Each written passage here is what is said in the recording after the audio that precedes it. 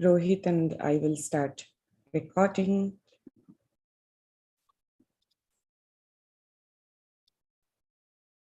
And then I'll share and then we will start.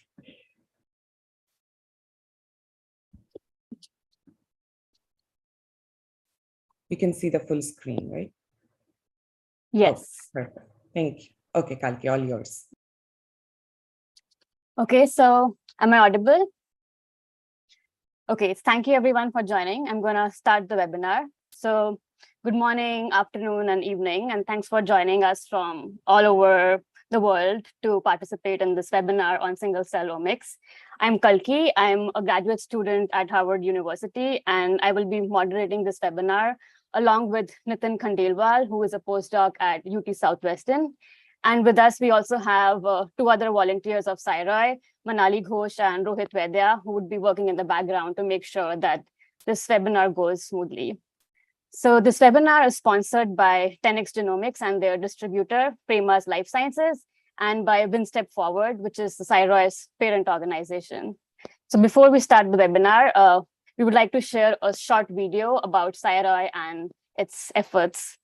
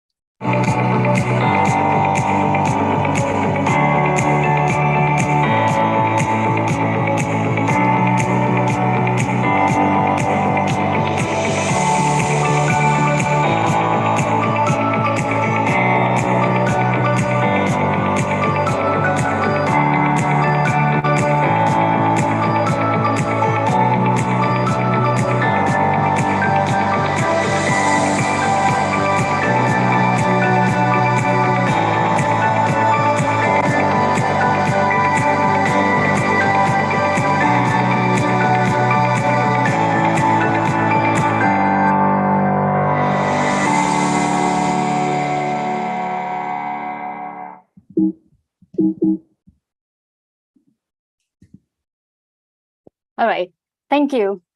So before we start the webinar formally, I just want to give a very quick intro to single-cell omics so that everyone is on the same page. So single-cell omics is this umbrella term for the technologies which are used to measure molecular content at a single cell level. And this molecular content could be in the form of RNA, DNA, epigenome, etc. So it's basically genomics, epigenomics, transcriptomics, etc. at single cell resolution. And the process that's involved to doing these experiments first starts with creating single cell or nuclei suspensions. So breaking down a tissue or an organ into single cells while maintaining their integrity of those cells. And then the second step is to capture whatever molecule you're interested in, which is most commonly your mRNA, to capture these in these cells and then barcode these cells so that you can figure out what RNA came from what cell. And the next step is to read out these barcode and the sequence of the RNA. And this is done through multiple reactions that happen in library preparation and then sequencing to read out these transcripts. And then the last step, like after going through all these experiments, is what you get is a high dimensional data. And it's high dimensional because you have over 20,000 genes for a human cell, for tens to hundreds to even millions of 10,000s to 100,000 and even like millions of cells. And analyzing this sort of data requires a storage for like terabytes of data and also skills such as statistical analysis and machine learning to make sense of what this data is.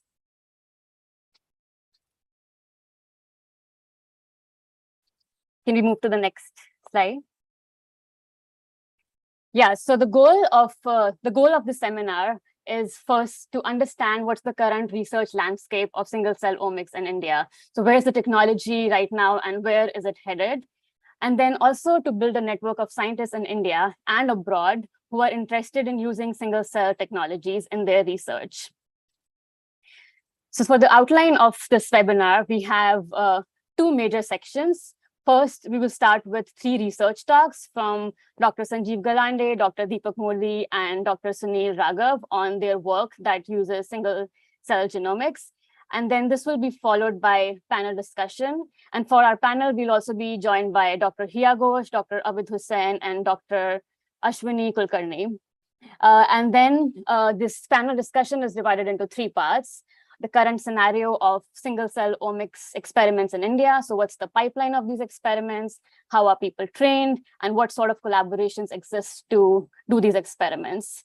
The second section will be on challenges in adopting these technologies in India. And then we'll end the panel discussion by discussing the future prospects. What are the possible solutions to the challenges we discussed? And what should people who are interested in doing single-cell omics experiments in India know before they propose to do these experiments?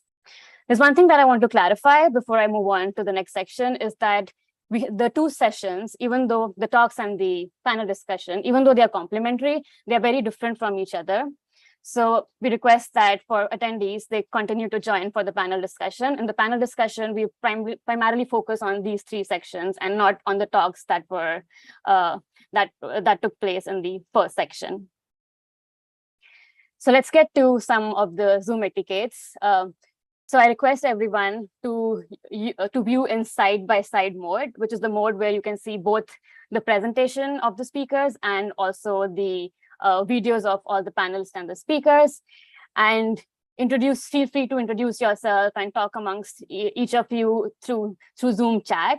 But if you have any questions, feel free to post your questions throughout the webinar in the Q&A session. So don't post your questions in chat, post your questions in Q&A session. And I would also request the panelists and the speakers, whenever you get time, please answer these questions on the chat. And we'll also have some time for answering these questions during the panel and also during the talks. But for the questions that are unanswered, there's an option to answer them on the Q&A.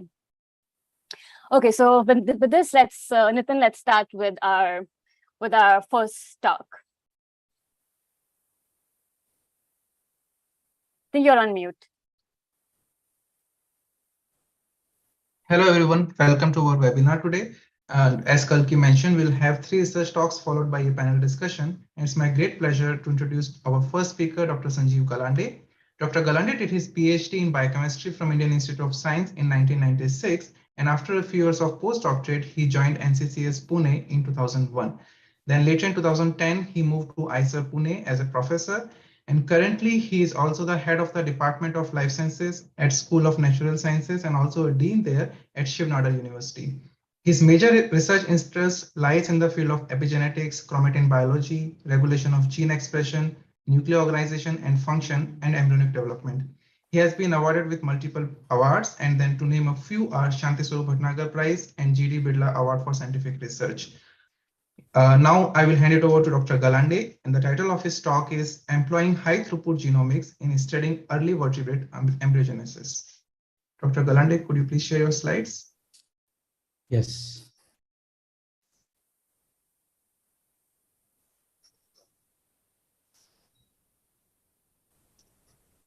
Okay, can you see the scene?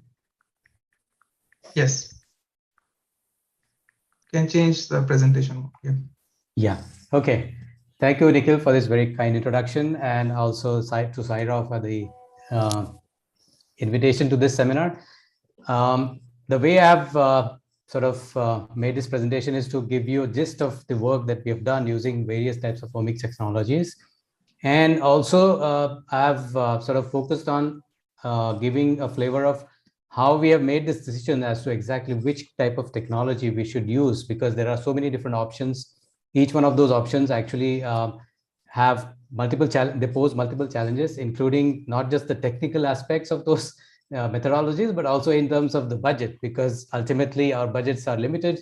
So the number of experiments, number of different types of samples that one can process also has to be chosen very wisely. So I thought I'll use this opportunity to, in addition to discussing the scientific discoveries and the various data that I'm going to show you, I'll also talk about why we decided to do those particular type of assays and how they helped us towards achieving our goal, which was to solve this problem of studying early vertebrate embryogenesis. So let me begin with my talk by showing this very nice video, which was captured. This is in the belly. How? Decades ago. Yes. Okay, I thought I heard some voice. So if you can see this video, you appreciate how nicely the vertebrate embryo develops very early in its life. This is just into few minutes of the lifetime. And what you see now is the animal pole, which has the fertilized cell, which is dividing and giving rise to a mass of cells, which ultimately start migrating. And then they fold into a process called as the gastrulation, which actually gives rise to the 3 germ layers. It's a very ordered process and happens very rapidly. And like, as you can see, within 12 hours post-fertilization, you can already start seeing a fish-like embryo, which has head on one side and tail on the other side. And some of the other organs you can actually visualize in form of somites, which will give rise to the future organs of this particular species. So we use this model to understand how rapid changes in the 3D genome in terms of chromatin organization can change the patterns of gene expression through regulation of the gene regulatory networks. And using this as a central theme, I would now like to tell you exactly what we have done in terms of the various omics experiments to understand one of the most critical processes in this entire early embryonic development. And that is centered around one particular switch, which is called zygotic genome activation. So as you must have seen in this video, very early in the dividing embryo, all these cells use the material stored in the embryo, which is maternally deposited. And after some time, once they are depleted, they have to start using their own genome to make the RNAs and the proteins that are required for all the cells that are going to make the future embryos, future cells of the embryo. So this is what is a process called zygotic genome activation. And I'm going to come to that. But before getting there, during this entire process, classical transplantation experiments over the past several decades, as well as genetic screens, have been able to identify what is called as a fate map, as shown here. So different regions of this developing embryo have been shown to form organs in the future developed embryo. So you can see that as early as 50% epibole, where the cells have formed the top half of this egg, dividing embryo. And as you can see, these portions are quite spatially distinct. Even within the brain, which is in blue on the right-hand top corner, you can see that there are forebrain, midbrain, and hindbrain. And several other tissues have been also shown in different colors. So which means if you transplant any portion of this particular part of the embryo and physically move it somewhere else, you'll actually be able to disrupt formation of that particular tissue, or you'll be actually able to generate that tissue elsewhere ectopically. So these are the transplantation experiments. So this is a very beautiful cell-fate map, as we call it. However, the molecular underpinnings of this process were unclear. So to address this, the first method that we employed was using single-cell genomics. So obviously, one could imagine that if we were to dissociate this embryo at this stage and separate out the cells, and if we try to look at their molecular signatures, we may be able to actually address the question of this cell-fate mapping, exactly which are the genes involved in the cells on the top corner of the embryo versus on the left side or the right side, and how they are giving rise to a particular tissue in the future or the adult species. So to address this, we exactly did the same process I just described, dissociated the embryo at 6 hours post-fertilization, and then performed single-cell sequencing. And as you can see, the UMAP clustering generated multiple clusters, but I would like to address only one cluster for the sake of today's talk, which is shown in the ellipse here. And you can see that this particular cluster shows those cells which express multiple markers. And these markers are actually known to be expressed in different germ layers. So basically, these are markers of ectoderm, mesoderm, endoderm. So we questioned, rather we are puzzled, how are all these markers expressed in one type of cell? Because at this point, we expected them to be segregated, the way the cell-fate map actually shows you. So if you now try to correlate these molecular marks or the markers that are typically used as germ layer markers and cell lineage markers and put them on exactly the same schematic map that you saw in the previous slide, then the molecular map actually shows something totally different than what you see in the cell-fate map. So what you can see here is that different markers are actually showing a fuzzy outline. They are not as spatially distinct as you saw in the cell-fate map. So this is the first result that actually got us really excited that, okay, maybe there is something going on which is quite different at a molecular level compared to what happens at the cellular level. Maybe we have to probe this further so that we can find some other molecular markers which will enable us to give rise to a more spatially organized, spatially distinct map, which is akin to the cell-fate map. And that's how this project originated. So this was the entry point into the investigation that I'm going to describe to you. And we perform essentially all kinds of omics analysis, including chip sequencing, ATAC sequencing, to understand chromatin accessibility, of course, number of RNA-seq experiments, bulk RNA-seq, quant-seq experiments, as well as transcriptome analysis and single-cell analysis, something similar to what you saw in the previous slide, to be able to address this question of how such fuzziness in the boundaries of molecular domains gives rise to extremely distinct fate maps in terms of cellularity. So these are the questions that we were asking at the beginning of this particular investigation. But for today's talk, again, I'm going to focus on the second question, was to investigate the role of chromatin organizers during vertebrate embryogenesis. But in general, our focus was to understand the lineage-specific chromatin landscape during the onset of gastrulation, the process that is extremely critical for early development, because that's what gives rise to the map that you saw, the cell-fate map. And also it is the genesis of all the germ layers that are formed, which are critical for giving rise to all adult organs and tissues. So if you have heard of Waddington landscape, this is actually a very advanced modified image of Waddington landscape, which actually shows how various molecular and cellular mechanisms shape different types of cell fates.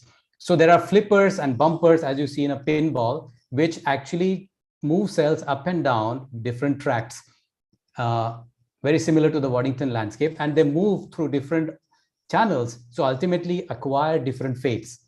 Okay, so when they begin the journey, they are actually all stem-like, so they're alike, and as they move down this entire pathway, they acquire different fates depending upon how they are flipped by the endogenous and the exogenous bumpers, which are various transcription factors, the pluripotent factors, some other chromatin remodeling machinery and modifying machineries that actually provide different layers of regulation, which eventually result in a coordinated development of the organs.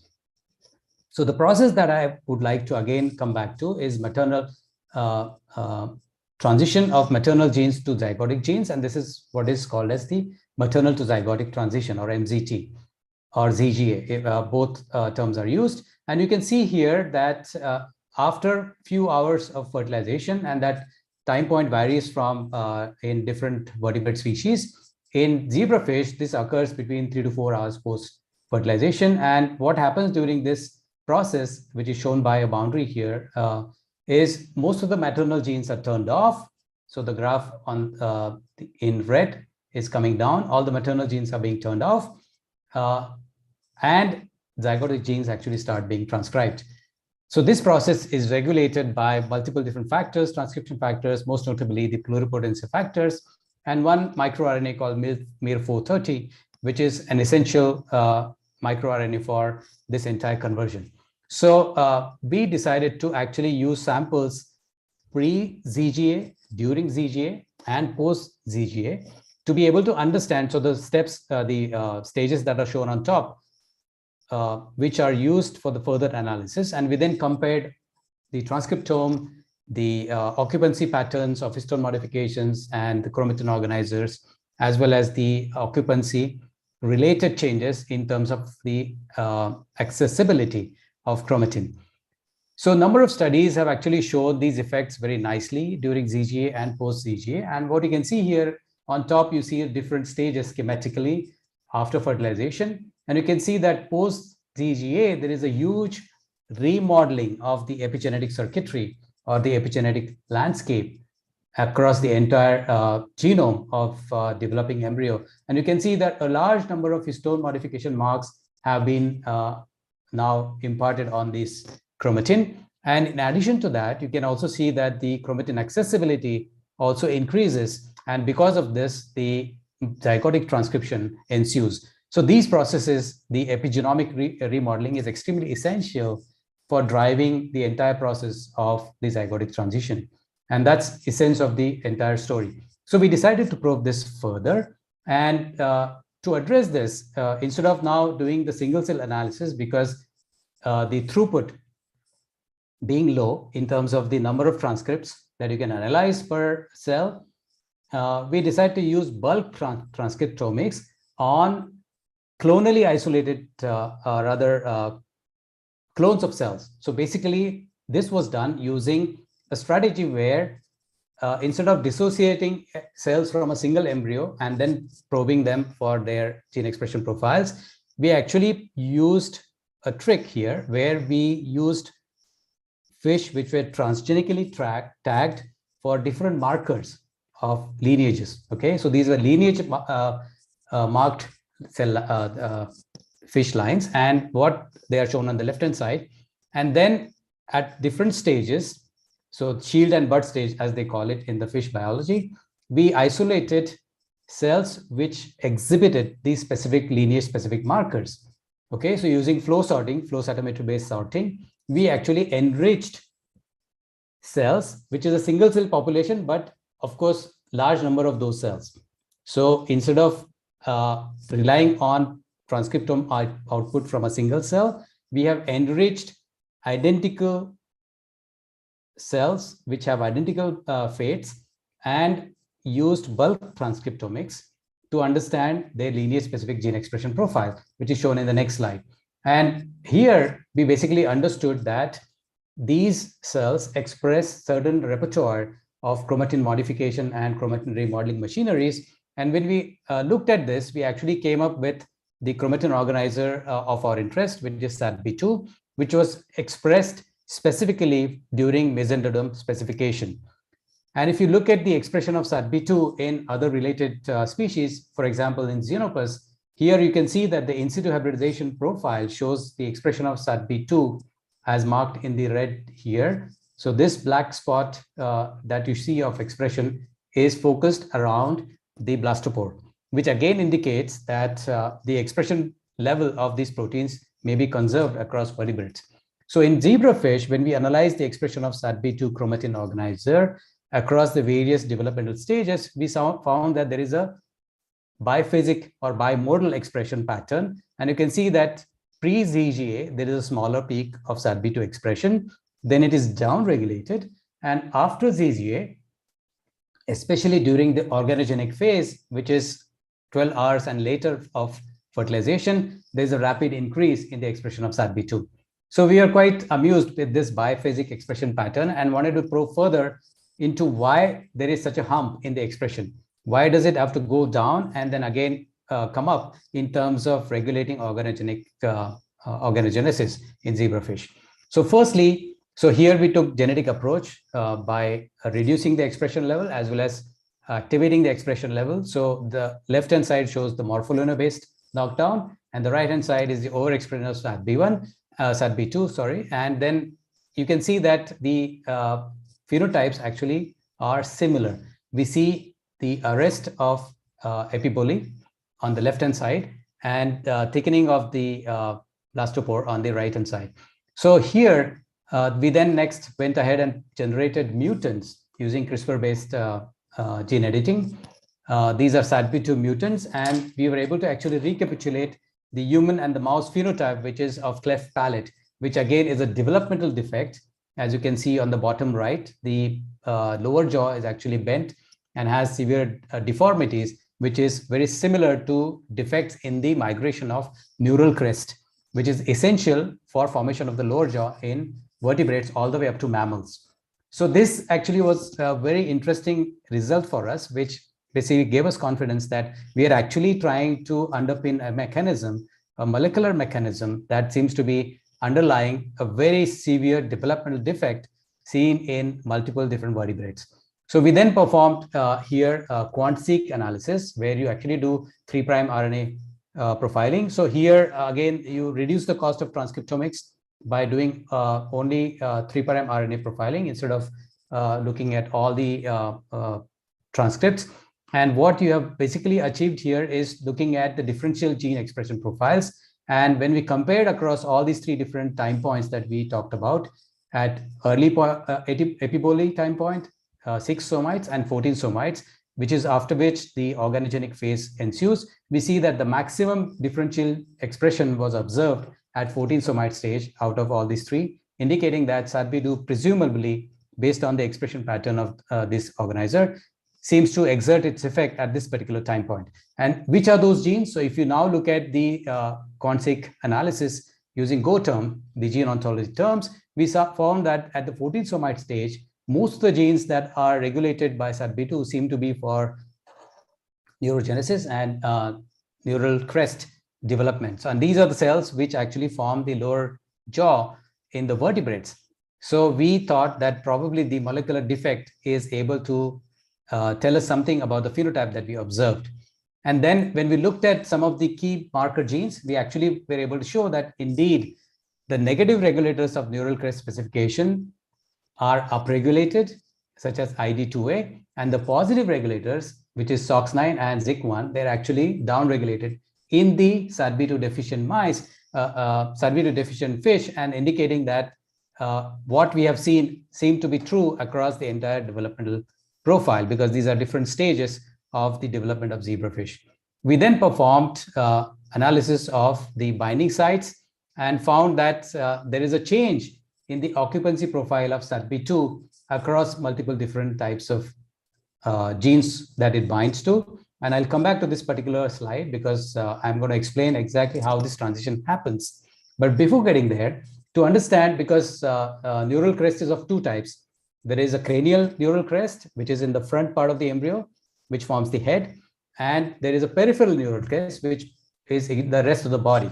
So to understand whether SADB2 is regulating either of these or both of these, we performed an experiment in mice where early embryonic development was sort of interrogated at different stages. E9.5, these are really tiny animals, tiny fetus, and E13.5. And what we see here is that when we looked at differentiation between cranial versus the peripheral neural crest and compared between the head and the trunk, 2 different parts of the body, the anterior and the posterior, we found that SADB2 specifically regulates the neural crest function in the head and not in the trunk, indicating that what we are seeing actually is a very specific phenomenon that is seen only during the migration of the neural crest in the cranium. And that's what gives rise to the defect in absence of SADB2, that these cells actually do not converge to give rise to the full palate, and therefore there's a cleft palate, the phenotype that we saw. Dr. So Galande, again, sorry to interrupt you. We have just yes, 2 minutes left for 2 this minutes, talk. yes. So, yeah. Correct. So I will just now go to the final summary. So we basically showed, I did not show the attack sequencing profile, but we showed that the chromatin landscape undergoes massive rearrangements during sulfate lineage specification, and zygotic SADB2 potentiates the early neurogenesis and neural crest specification. So again, coming back to this, the last experiment that I want to describe in a minute is about, again, using the single cell technology to see whether this phenomenon that we've seen is still autonomous or not. So for this, we created chimeras where we injected SADB2 overexpression construct during early embryonic stage, 4 hours post-fertilization. You can see there are a large number of cells in the animal pole. In only 1 cell, we injected the SADB2 construct and then allowed the embryo to develop further. Okay, so all of these cells will now develop further, but only few cells will have 3x flag SADB2 in it, and they would have migrated into different parts of the embryo, right? Because they do segregate and they do form layers. So we then perform single cell RNA sequencing to see how the cells, which are in a mosaic now because they have moved around, that contain this injected ectopically expressed flag SADB2, give rise to different germ layers. Okay, so that's why we dissociated the cells, performed the single cell RNA sequencing using the 10x genomic platform. So this is how we performed the experiment, and the clustering actually showed us that indeed the genes which are zygotic strict, which means which are expressed only in the zygotic genome, are dissociated, or rather functionally segregated from SADB2, which means they are mutually exclusive, indicating that SADB2 actually is a key modulator of zygotic genome activation. So I will not go into this slides. The final summary slide, we have actually shown that SADB2 is able to bring about all these effects that we saw during its biphasic expression by actually changing its pattern of binding to the genes that it targets. So initially, it binds to the upstream elements, and towards the organogenic phase, it actually binds downstream in the gene body regions. And therefore, it can actually regulate different types of genes that give rise to the orderly structure that we find in the adult fish. So I would like to stop here by acknowledging the people who did the work. Most of this work was done by a graduate student in my lab, Saurabh, who is now moved on, has gone to a postdoctoral fellow, and other people in the lab also helped tremendously. And of course, I should mention the collaborators without whose help this work won't have been possible. CP Heisenberg from IST Austria, Mahendra Sonawne from TIFR, Rakesh Mishra from CCMB, as well as Antonio Giraldes, who actually taught us the transplantation experiment. And the funding came from DBT as part of the Center of Excellence in Epigenetics program, and from both the institutions where I work, IISER Pune as well as Shivanari University. Thank you very much. Thank you so much, Dr. Galande, for the wonderful talk. And sorry, because of the time limit, we won't be able to take any live questions, but all the attendees, please post your questions in the Q&A section, and Dr. Galande will answer to those questions. Sure. Thank you. Now I would like to introduce our second speaker, Dr. Deepak Modi. And in the meanwhile, Dr. Deepak Modi, can you stop sharing? Yeah. So our second speaker is Dr. Deepak Modi. Dr. Modi did his PhD in applied biology from the University of Mumbai in 2003. He then joined as a scientist at National Institute of Research in Reproductive and Child Health, which is an ICMR lab in Mumbai. And currently he's a scientist in the Department of Molecular and Cellular Biology there. His lab studies the mechanisms of embryo implantation and early placentation and gonad development. He is a fellow of National Academy of Sciences, India, and also a recipient of Platinum Jubilee Young Scientist Award by the National Academy of Sciences. The title of his talk is Single-Cell RNA-seq identifies LHX2 as a gatekeeper for meiotic entry of germ cells in fetal ovary. Dr. Modi, could you please share your slides?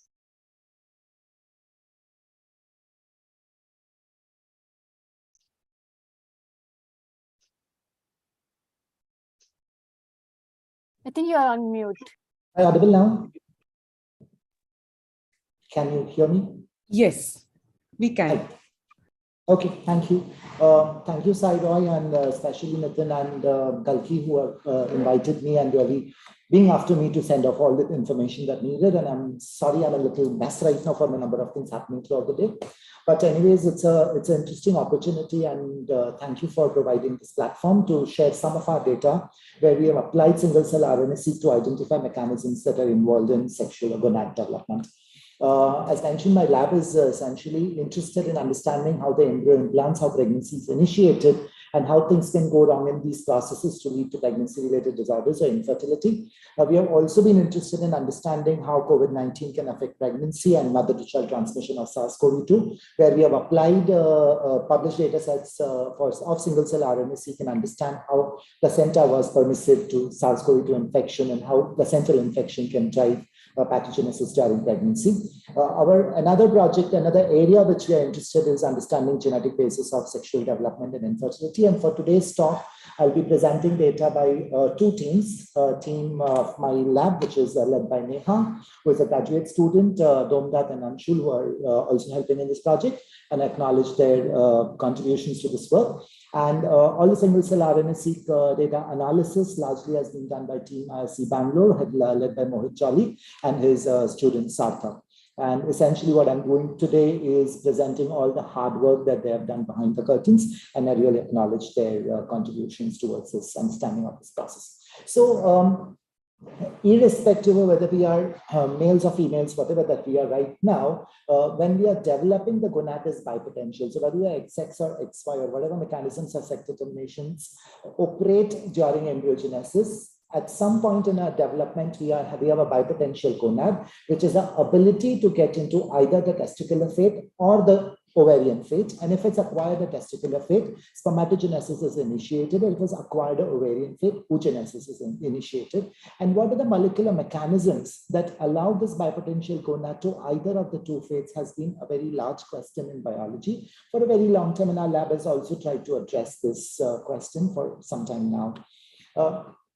Now, in the gonad, there are multiple cell types, which could be divided largely into three groups. One are the supporting cell lineage, the steroidogenic precursors, and the germ cell lineage. The supporting cell lineage has been extensively characterized, and we know that by the activation of the SRY gene and the SOX9, sister of SRY, the SOX9, the supporting cell lineage get into the Sertoli cell fate, and in absence of SRY and SOX9 signaling, in presence of beta-catenin signaling and the FOXL2 pathways, the supporting cell lineage can get into granulosa fate, and these are two opposing teams, and based on whichever team that gets activated, the other fate is suppressed.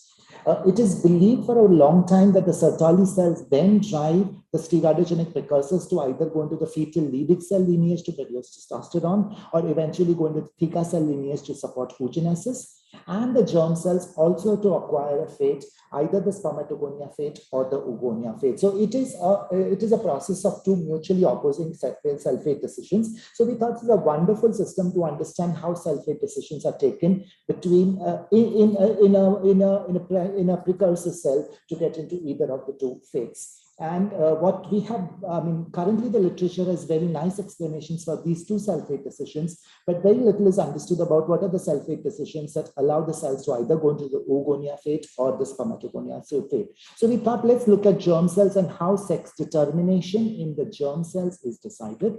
And what we know by up to now is that by embryonic day 10.5 in the mouse, the germ cells colonize in the gonad, and they are also in the bipotential state. If the somatic cells acquire a female fate, then they go into the female pathway where the germ cells enter into meiosis and they get arrested into meiosis 1. And in the mouse, this process is initiated by embryonic day 12.5 and go well into by E14.5. In the event, the spermatogonia, depending on the Sertoli cell lineage, the germ cells can go to the male fate. And in the male fate, they'll undergo the spermatogonia fate and they'll undergo mitotic arrest. So the germ cells have one of the two ways to go. Either they're to go into the meiosis and get arrested in meiosis, or they're to complete mitosis and get arrested in mitosis. So we thought this is a nice switch, and let us look at the molecular factors that are involved in the sex determination of these germ cells. Basically, we're interested in figuring out how do the germ cells enter into the meiosis fate, or they do not enter into meiosis fate or get into the male fate.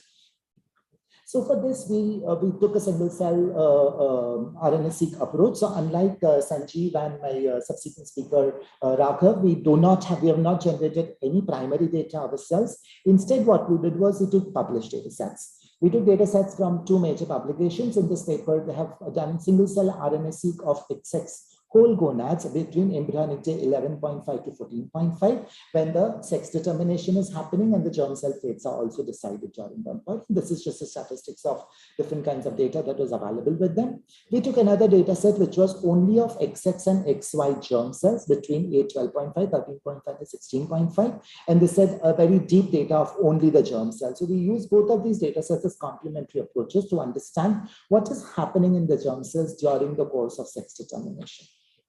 So first things first, we had to ensure that our algorithms work well, and we could segregate one of the data sets, which is only of the XX gonads. We could segregate this data into about 17 clusters. And based on marker expression, so DDX4 is a marker for germ cells, DAS-like is also a marker for germ cells, and we could see that this population here is getting labeled with DDX4 and DAS-like, implying that this is the germ cell population, whereas rest of it is somatic cell population.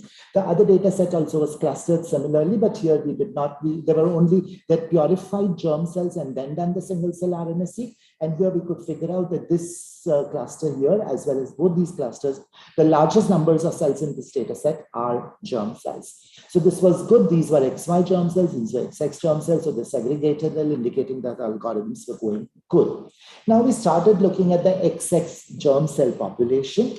And what Sarthak did was he started looking at different mitotic and meiotic markers across these populations. We could see that based on the gene expression profiles, the cell could be clustered into two different categories, where this site, I'm not sure if I can see the pointer, yes. Okay, on this side, we can see that there are these cells labeled with a large numbers of mitotic markers, whereas the population here labeled with large number of meiotic markers, and the late meiotic markers come somewhere here. So we realize that our clustering is going good. And based on the gene expression, we realize that all these cells are in the mitotic phase, whereas all the cells here have exited the mitotic phase and entered into meiotic phase, and the subsequent ones are late meiotic phase.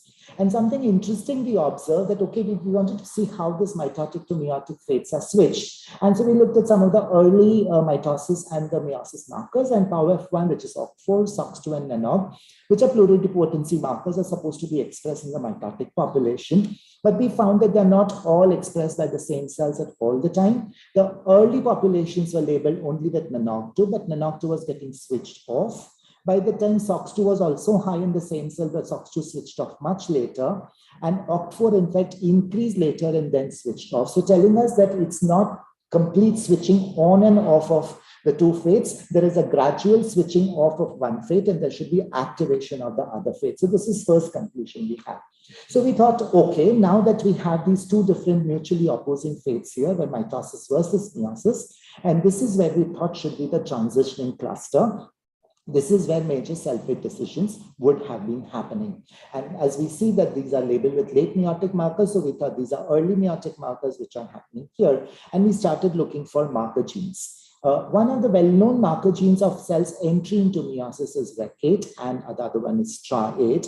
And when we label this, we find that the transitioning cluster actually labeled highly with REC8. STRA8 was coming even slightly later. So we thought that REC8 is a nice probe which we can use to figure out genes which are associated with germ cells entry into meiosis. So we use REC8 as a bait and try to identify REC8 co-regulated genes in the single cell RNA-seq data set, specifically focusing on the transitioning cluster.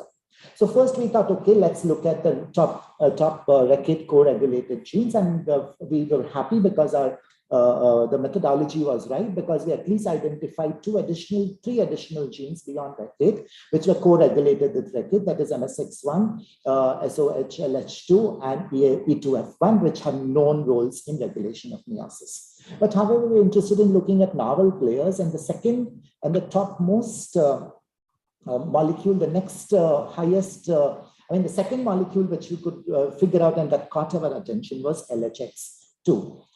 We found that LHX2 was expressed in the same population along with REC8, although its expression levels were much lower, but its expression was much higher and even slightly earlier than REC8 as opposed to the REC8 or the STRA8 marker. So it started much earlier, it came on for a little while and then switched off when the cells were entering in the late meiotic phase. So we realized that this is one of the earliest markers along with REC8 to be associated with germ cells entry into meiosis. Very interesting was that we also looked at the LHX2 co-regulated transcription factors in the single cell RNA-seq data sets, and we found that the REC8 co-regulated genes and the LHX2 co-regulated genes strongly overlap with each other, telling us that they both seem to be co-regulating and co-regulating the same set of the transcriptome. So what is LHX2? Now, LHX2 is a transcription factor. It belongs to the lean homeobox gene family. It has known roles in brain, liver, and hair follicle development.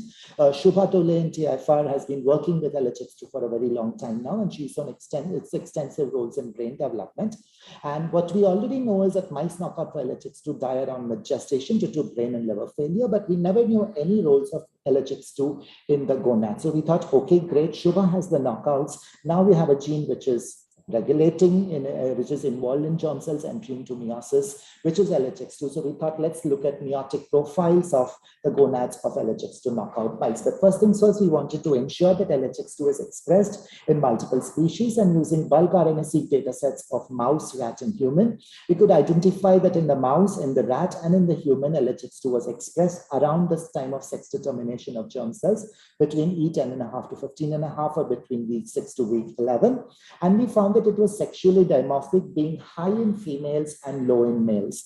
I must remind you that meiosis occurs only in females, does not occur in males. So it increased in the female fate when the meiosis entry was happening, but decreased in the male cells where the meiosis entry was not supposed to happen.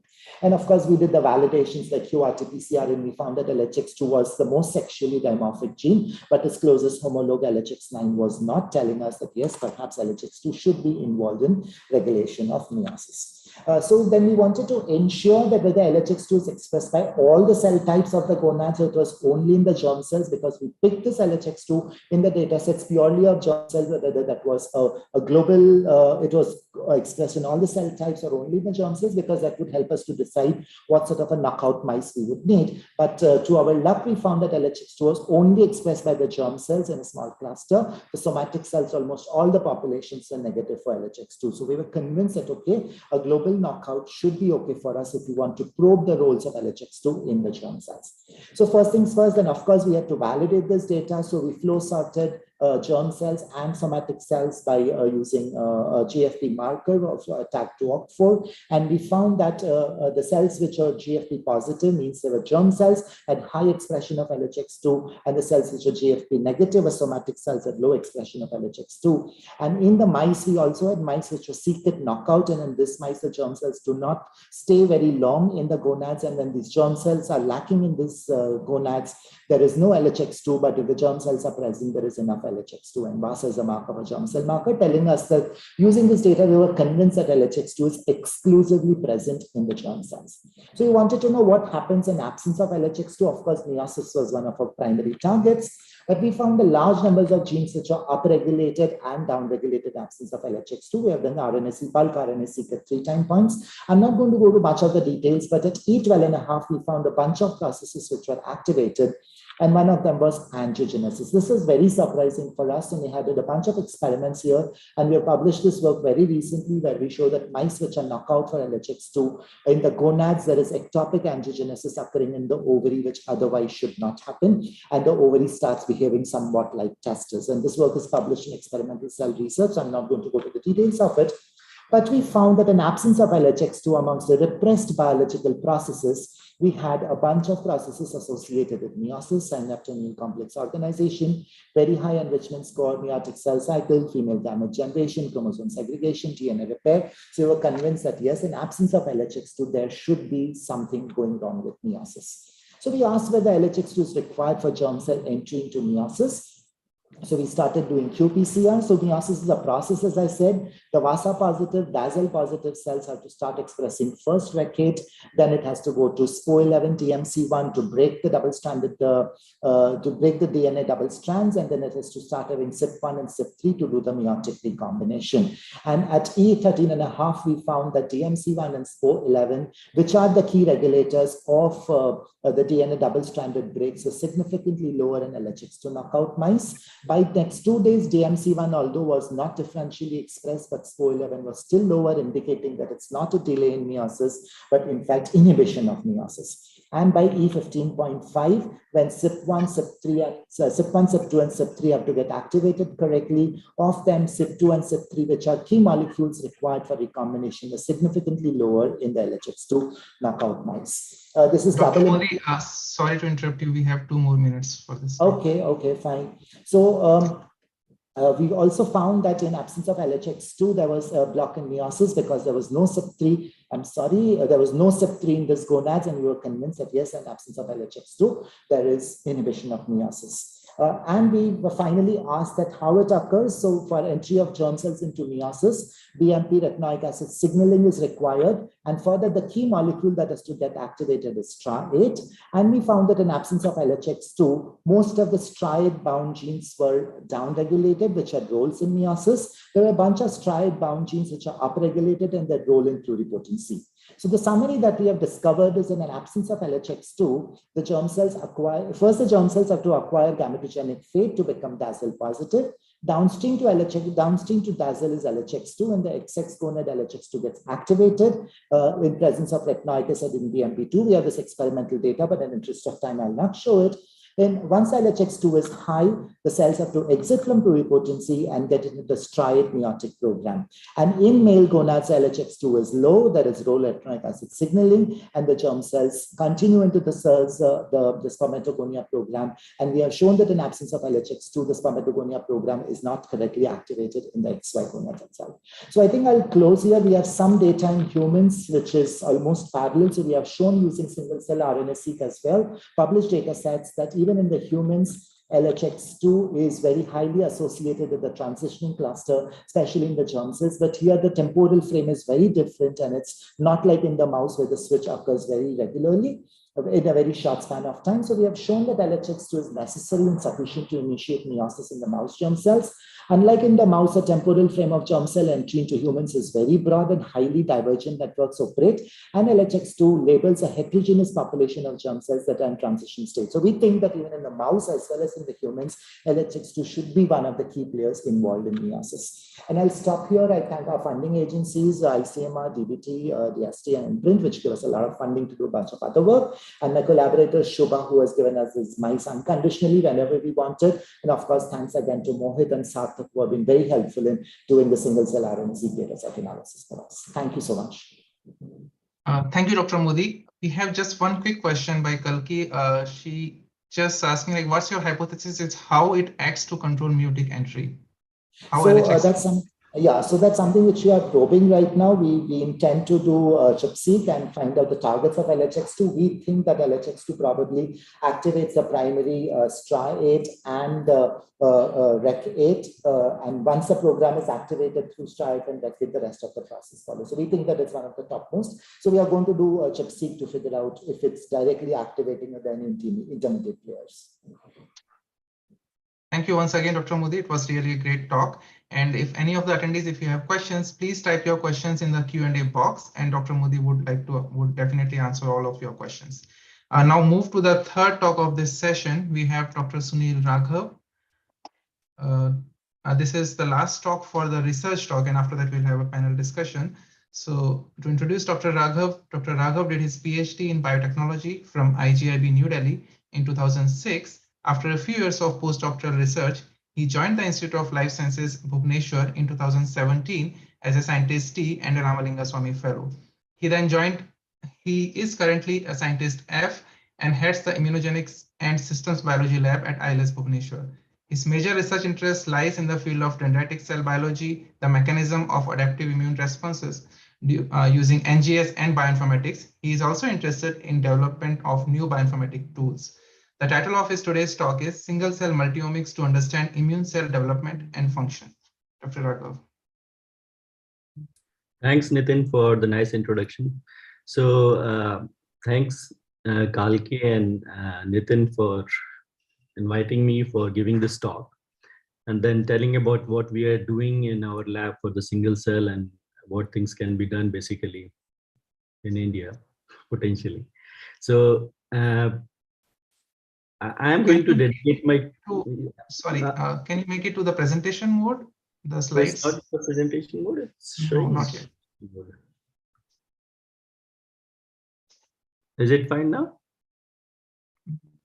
No, not at my end at least. Okay, maybe I will share it again then. Yes, yeah, that would be best. I'll be back.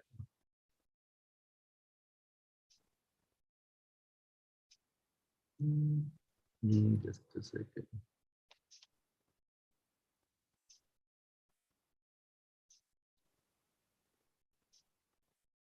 Is it coming now? Yes, yeah, now it's working. Thank you. Okay. Yeah, so So starting with, so basically I kept this talk quite broad because the idea was to tell about like what single cell experiments and single cell technology we are using at lab. So I'm not going to put a lot of data and showing a lot of data. And Sanjeev and Deepak has already shown a lot of like interesting data about their studies. So I'm going to tell you about what single cell multiomics technique we are using to understand immune cell development or function. So our model system that we use in our lab is dendritic cells, as Nitin also introduced. So dendritic cells, we know they are very important antigen presenting cells. And when they encounter any pathogen, they educate naive T helper cells in our draining lymph nodes to differentiate them into different T helper subtypes like Th1, Th17. There are a number of subtypes. And there is a fine balance of these T helper cells and T regulatory cells to prevent us from immune pathology. If you have high Th1, Th17, you develop autoimmune disease like inflammatory rheumatoid arthritis, multiple sclerosis, and all. So the fine balance is very important. So what we do in our lab, we use immunogenomics technique, basically immunology as well as high throughput genomics, to understand how these dendritic cells, they really generate a fine-tuned immune response in terms of cytokines as well as these cell surface markers, which are very important for educating these naive T helper cells. So that is the major goal in our lab. We do like systems level analysis in terms of metabolism, in terms of chip sequencing, RNA sequencing, a lot of these different parameters we study. For today's talk, I'm going to tell you about, because when we started like our single cell stuff, the COVID started. So we got a fund for doing some of the interesting analysis from state. And they were interested to identify why asymptomatic, there are contacts of COVID patients which are completely asymptomatic. They don't show any symptoms. And what is the reason? Can you look into the immune signatures? I said, okay, let's try it. So first, I will tell you about that thing, a little bit of story of what we did. Then I will tell you about interesting co-repressor that we work on. I am not going to give a lot of data, but I will just show that how a global transcriptional co-repressor like NCOV1, this is a nuclear receptor co-repressor one, it leads to more homogeneity of immune response generation in dendritic cells and changes the transcriptional kinetics. So I will just give you a free like a new concept that are coming up in terms of velocity of like single cell velocity and all. I will tell you about that. That is also preliminary data. And then during this work, we identified that in knockout mice, when we deplete NCOV1, somehow they have high number of or high frequency of conventional type 1 dendritic cells, which are highly antigen cross-presenting and inflammatory. So it perturbs the balance of dendritic cell development in the bone marrow as well as the spleen. So there we are using the single cell technique. So I will just give you like a few glimpses of what we are doing. So in the first study, what we did, we took asymptomatic contacts of direct COVID patients, and they traveled in bus from Gujarat to the eastern side for 4 days. And after coming here, they were quarantined, and 23 were PCR positive. The other asymptomatics, they were not showing any symptoms. They were not PCR positive, and we took unmasked controls. When we checked the COVID antibodies in them, we found that the contact somehow has high levels of COVID antibodies as compared to the infected patients, which are PCR positive, and controls definitely had very less levels or negative. Same for IgA, which is quite early response. We see that controls have much higher, contacts have much higher as compared to the infected patients. Same is the case with the neutralization of virus. If you look at the contacts have much higher neutralization capacity of virus, percent inhibition, as compared to the asymptomatic and symptomatic, which were PCR positive. So this was more like what is happening in them. We looked into the cytokines also. I'm not showing here. We looked into the Luminex and correlated with the antibody levels, and we see some signatures of cytokines. But that is definitely happening because somehow the immune cells are responding differently, B and T cells. So what we did, we looked into the B and T cell responses from PBMCs from 3 contact, 3 patients, and 3 controls, and looked into their B and T cell transcriptome profile as well as BCR and TCR profile at single cell level to see if there is any difference in their TCRs or VDJ recombination. Just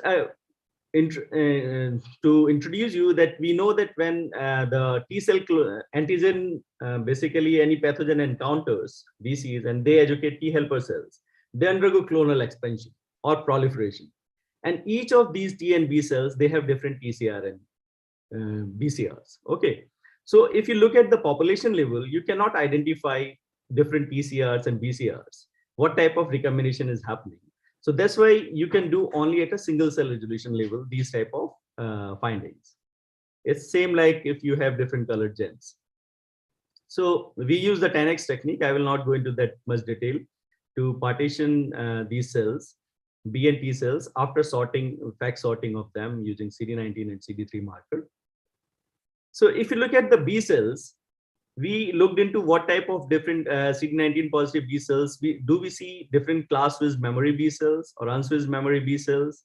And what is the difference between control, contacts, and patient?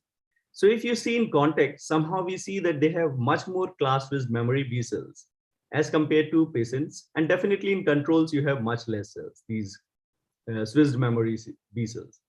Class-switched memory B cells are those which undergo high recombination events. Okay, and when we look at these VDJ recombination events or clonal expansion, we see that there are much more clonal expansion of these BCRs in contacts as compared to patients. This is the number of the clones of different BCL receptors. And when you look at the recombination events, you see in controls which IGH and V and J regions are recombining. Asymptomatic and symptomatic show more or less similar type of things. Whereas in context, you see that there is increased recombination of few more other regions, which is not observed in asymptomatic and symptomatic context. So this was quite interesting also. And now we are trying to validate in more numbers what is happening. Now coming to the T cells, when we looked at similarly what is happening to their TCRs, do you see that they have hyper expanded or large number of these TCRs that are expanded? So we looked into it and we see that they have somehow high number of CD8 TAMRA cells. These are T effector memory RA positive cells. And we know that even in inflammatory conditions, these cells are highly producers of granzyme or perforin, and they have much more killing ability for these virus infected cells or infected cells as compared to normal granzyme and perforin producing killer T cells. We looked into TCR, which TCR is different. So if you see that in context, we see that one of this TCR recombination event, we see that this VDJ recombination or this PCR is much more predominantly present as compared to the positive patients where we see this variant of TCR. So now we are looking into more numbers of samples. If we see similar type of things, and this TCR is more protective in these patients. So these are summary of this things that we did for B and T cell phenotype. I'm not showing you here the expression level because we clearly see that there are more of class switching genes and there is more of antiviral response in T cells, but that I'm not putting here. Okay, coming to the next thing, that ANCO1, that nuclear receptor co-repressor, which is a global transcriptional repressor, it controls the heterogeneity in the dendritic cell immune responses. So what we earlier found that this nuclear receptor co-repressor is very important for repression of regulatory genes like IL-10, IL-27, PDL1, EDO1. It directly represses these genes by a co-repressor complex. And if you remove this co-repressor, this repression is removed. And in animals, they develop more of regulatory T cells as compared to Th1, which are inflammatory cells. And this results in this opportunistic infections even. But on the other side, these cells have strong antiviral responses.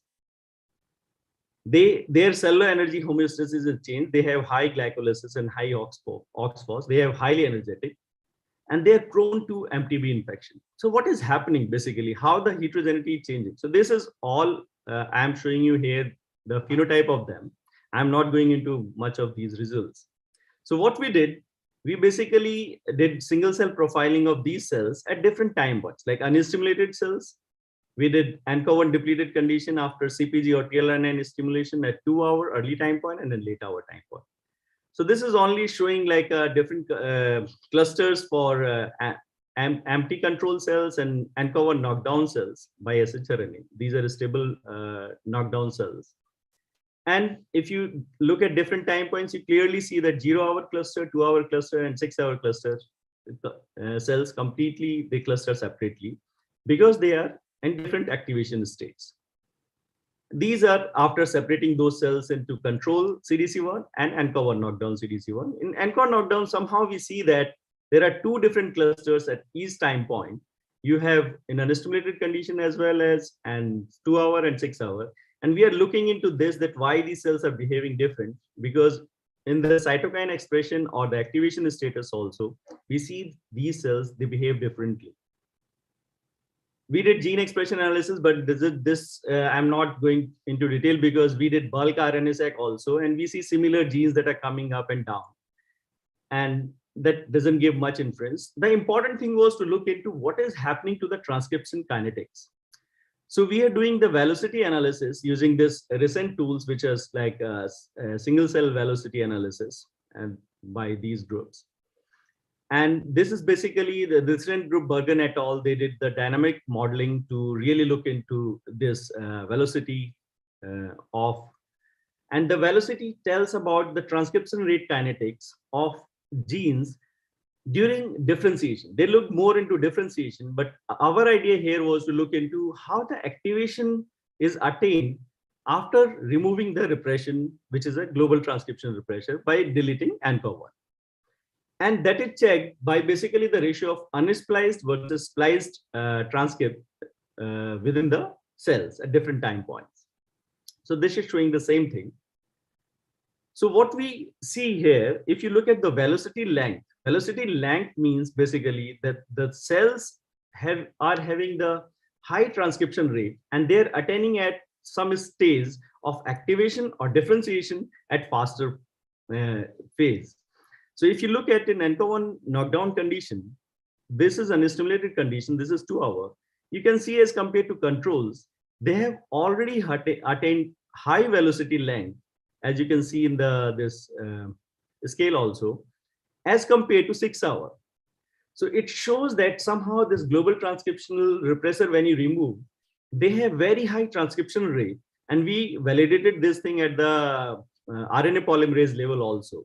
And we clearly see that they have high rate of RNA pol to transcription, leading to their high velocity and high attainment of faster transcription and more homogeneity. If you look at the cells are much more homogeneous in expression as compared to the control cells.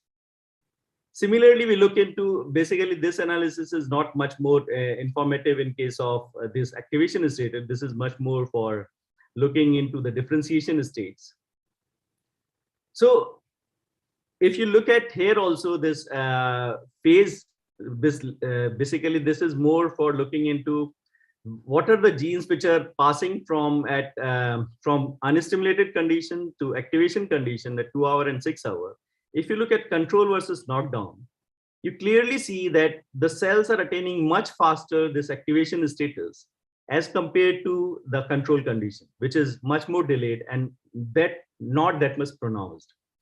Just for example, if you look at few of the genes like IL-10, IL-6, IL-12B, IL-10 is an anti-inflammatory marker. You see that the transcription is so late in case of control, but if you look at ANCA1, the transcription starts quite early. Same for IL-12 and IL-6 genes. If you look at, you see the transcription is so early. So if you remove this co-repressor, the transcription rate increases drastically for these cytokines. And that also leads to homogeneity. So this is also showing the similar thing basically by gene level at different stages. These plots show the unspliced and the spliced form in the steady state kinetics. If you look at the IL-12B gene, you see much of the unspliced forms as well as the mature forms in these ANCOV1 depleted condition as compared to these control cells. You clearly see that they have much more like a transcription rate going on. So they have much more open chromatin, I would say, and leading to increased transcription. So this is more like giving a concept like what we are looking into. I'm not going into much more details of the data and all those things. Okay, and this is anyway, this velocity analysis is much more preliminary. So now looking into, we have 2 more minutes left. Sorry. Yeah, so I have few more slides only. Okay, so now looking into the development, as I said, like in bone marrow, what we observe, like in spleen, I am showing here, what we see, if you look at here, that these CD11B cells in splenocytes and CD8 positive T cells, if you look at, there is change in the balance. So in control, you see that you have around 67.9% of CD11B cells and 27.3. Whereas in knockout condition, these cells go down, whereas CD8 cells go up, as you can see here also. So this we regularly see in our knockout animals that this is happening.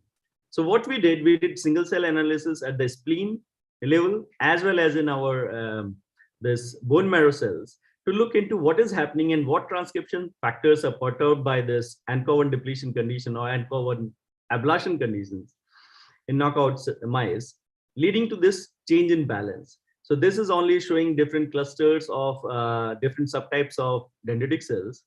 When we look at the differential expression, we clearly see that in CDC1 DCs, that are CD8 DCs, there is increased expression of these important markers like AP1 transcription factors that are known to increase the CD8 CD8 DC differentiation. On the other side, in CDC2, we see that IRF8 goes up, which is a very important transcription factor for repressing this CDC2 differentiation, which shows that somehow there is more of CDC1 type of transcription factor increase. When we look into the bone marrow, so bone marrow, what happens? We see that there is increased transcription of this JAB2 or decreased transcription of this JAB2 transcription factor. In the pre-CDC stage, pre-CDC means when the differentiation starts from CDP. So you have pre-CDCs and pre-PDCs. And when you look at pre-CDC stage, you see that JAB2 transcription factor is down-regulated. And there are recent reports that JAB2 is very important for CDC2 differentiation. And if JAB2 is down-regulated, then the lineage will not go more toward CDC2, and this will be more towards CDC1. And that we see that there are more CDC1 cells. So now we did ATAC-seq also for this at single cell level, and we are now looking into the clusters. We correlated the gene expression with the enhancer marks, and we found that these are the DCs. And when we looked into the transcription factor motifs which are enriched in the DCs, we see that there is like a PU1 lineage determining factor, IRF8, KLF4, and STAT3. And these transcription factors are very important for DC differentiation, we know. So now what we are doing, we are looking into the different enhancer marks in these DC subtypes in this cluster to find out which enhancer marks are changing in knockout condition as compared to the control during the pre-CDC stage, to identify that which enhancers are controlled by ANCOV1, leading to this. So ultimately, at final, I would like to thank all of you for, and then this is my group. So Sriparna did all the work on DC development and DC immune responses. Sudeshna is doing all the analysis of single cell work, and Kaushik was involved in this COVID immune work. So, and these are the funding agencies that helped in providing the funds for this analysis. Thank you. Yeah, thank you, Dr. Raghav. That was indeed a nice example of use of single cell genomics in a real life related situation or the scene which we are going through in the last 2-3 years. So there's one question from Jugal. It's a nice work and talk. Have you thought about cloning and expanding TCRs and BCRs of functionally active and COVID antigen specific T cells, B cells for COVID-19 therapeutic purposes? Yeah, we don't work on that exactly. as I said, like my lab's focus is more on like this dendritic cell walk and everything. And there are a lot of publications already on this clonal expansion of T cells and B cells. But definitely we are looking into if these TCRs are protective, for sure, because that can definitely help to further go into the looking into it that Yugal has said. But our lab's focus is not into that, so I will not go into that much details. Okay, thank you once again. And if you have any more questions, any of the participants, please put your questions in the Q&A box. And now we'll move to the panel discussion section. I would like to again thank you all the speakers for sharing their work with us. And we are sure that all of us, we have gained a useful information on how single-cell omics has a widespread approach and can be used to answer several challenging questions in various biological fields. We'll shift our gears and move to the next part of our webinar, which is a panel discussion. And we have 3 more panelists with us, apart from all the 3 speakers. And once again, to remind you all, we will not ask questions about the research talks in these panel discussion. We will rather discuss the 3 points that Kalki mentioned earlier. So to introduce first, we have Dr. Hiya Ghosh. She did her PhD from University of Pittsburgh School of Medicine in US in 2007. Currently, she is an assistant professor at National Center of Biological Sciences, Bangalore. And her major research interest lies in understanding genetic and molecular mechanisms that maintain form and function of adult brain cells. Our second panelist is Dr. Ashwini Kumar Kulkarni. He did his PhD in molecular and cellular biology from the University of Texas in 2015. Currently, he is an assistant professor in the Department of Neuroscience at UT Southwestern Medical Center, Texas. He's an expert in single-cell omics analysis, and his major interest is to understand neurological diseases, sleep, and circadian rhythm regulation using genomic approaches. And third panelist for the session is Dr. Abid Hussain, who did his PhD from Rajiv Gandhi University of Health Sciences. He has worked with many companies providing genomic solutions as field application scientist, and currently he is an India business manager at 10x Genomics. He works on commercial operations, strategy, and development for single cell and spatial genomics. So, and again to mention, we have 3 sections, the current scenario and the challenges and future prospects. So we'll start with our first section, which is the current scenario.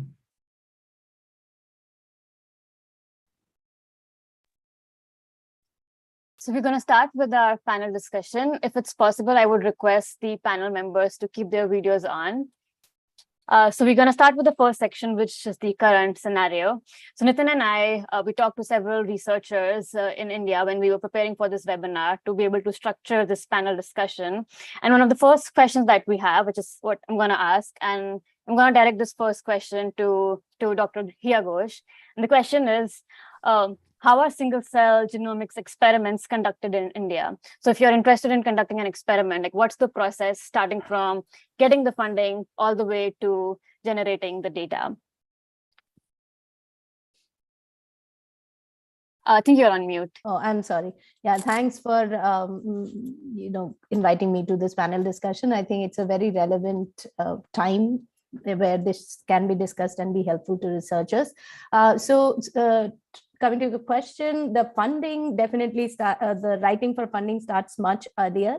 And I would say that at this point, what one needs to consider is that what is the cost that you would want to put on your grant. And depending on the type of experiment that you want to do, the cost can vary actually a lot. Right. And I'm only sticking to single cell. I'm not talking about bulk seq, which is much cheaper and much more easily doable. So for instance, in my lab, we actually tried the high throughput 10x platform and the low throughput as well. And there is a significant cost difference, but also a significant difference in the number of cells that you can do, right? In a low throughput, you can do 1,000 cells per sample. In a high throughput, you can do 10,000 cells. What that means is that depending on the need of your experiment, you can actually get resolved data at the granularity and save cost, right? So for example, when we are looking for unbiased heterogeneity in a large number, let's say all cells of the hippocampus, you want to do a high throughput because 10,000 cells for the entire hippocampus representation would still be low probably. But if you want to look at heterogeneity in cortical microglia, for example, which is a type of cell in a specific location, then perhaps you can already sort microglia through FACT sorting and then go for a low throughput, which will then allow you to get granularity of what population, subpopulation exists and save you cost. The cost is mainly saved in, the kit cost, but also in the sequencing cost, because, each cell is cost for sequencing as well. So you have to write a grant where you want to carefully think how many low throughput, how many high throughput, in fact, at all different or not, and consequently, put in expenditure for both the reagents and the sequencing costs. The sequencing cost is significant. It's like almost 50% of the total experiment cost. And just to give a rough idea, in Indian currency, if you're running a 4-chip high throughput, then it's about 13-14 lakhs one experiment, right? So non-trivial, but nonetheless, you can plan it well, and you can plan a high throughput and a low throughput together so that the single cell, the sequencing cost can be, sort of adjusted a little bit. So all these considerations are there. How you do the experiment, do like anywhere else you do in the world, which is you get the reagent kit, you plan your experiment extremely careful, because unlike other experiments, which you may repeat and come back and find what control or not, this is a high throughput data which one is going to go back to for years together. And you want to make sure that every single detail, including the controls and everything, is taken care of. And also because the chips come in either the 4 reaction pack or 16 reaction pack, quite bizarre, and come with very tight expiration date. Oftentimes within a kit, there are reagents that are expiring at different time. And for certain things like enzymes, it's more critical. Some certain other things such as the gem beads, it may be less critical, the expiration time. But we've gone through this process in the last couple of years. So one has to be really already plan the experiment in great detail before you order the kit. I would say that is important, because I have seen colleagues spending huge amount of money in getting high throughput kit and not be able to keep up with their rate of usage by the time the reagents expire. So that's an important thing to take care of in our experience. I thought that was important. And then you do the experiment. The experiment is extremely easy, actually. The machine is, very, very non-intimidating, a little small box. You just put your sample, you load it, the microfluidics does its own job. You just load it. And then you get the whatever, extracted RNA you get, that you further process for library preparation and sequencing. In our case, in NCBS, we have a NGS facility which does the library preparation for us. But my student, I encourage them to learn the entire process of library preparation. It's not rocket science. It's simply like following the protocol to the T, having a very clean and contained, bench to do all of this.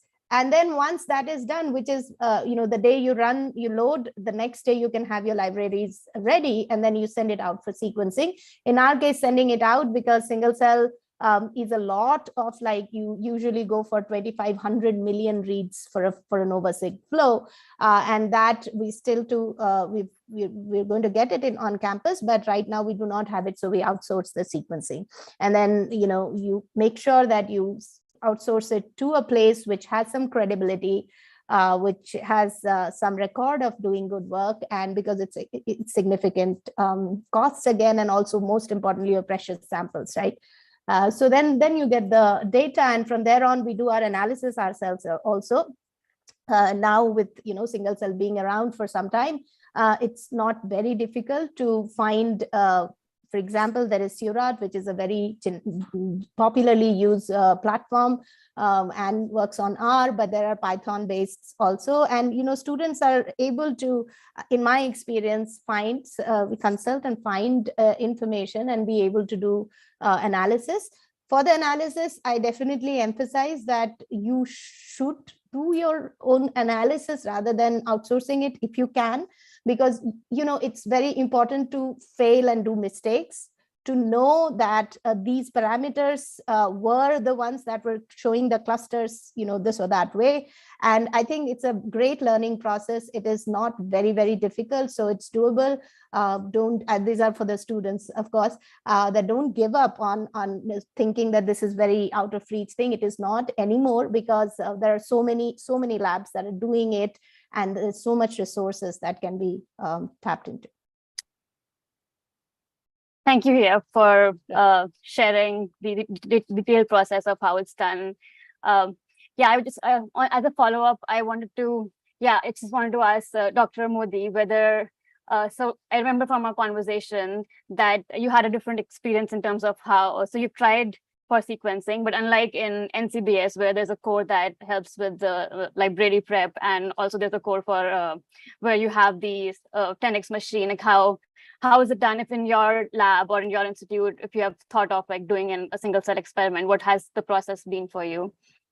Yes, so as you saw that most of our work has been only on secondary data analysis. We have started some primary analysis, and some grant from 10x also had come to us. So one is, he has said that you need to really plan the experiments well and just go ahead doing it.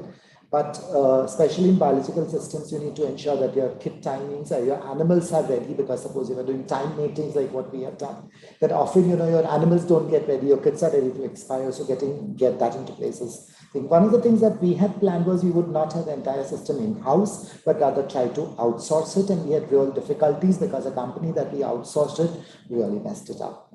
I mean, they did not do the things rightly, and the whole of the assay failed. So we think that, I agree with you that it's always nice to probably have it in-house, and as an institute, we have now taken a collective decision to have both the 10x platform and the sequencing done in-house. But definitely we need to have the institute, as an institute, I would say, would need to have the necessary expertise to run both of them, an informatics colleague who would really run it. And very important for the students here that when you are doing single cell, it's not just the wet lab. 90% of it is the dry lab. You need to know your R's and Pythons and writing the codes, which in India, many of the students are not trained to look at it.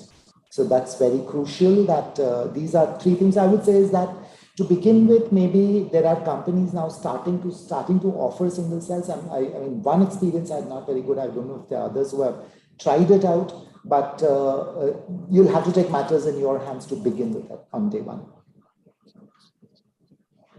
Thank you. I think this is as you talk about learning how to do analysis and experiments, I think it's a good segue into the next question that we wanted to ask. That's about training.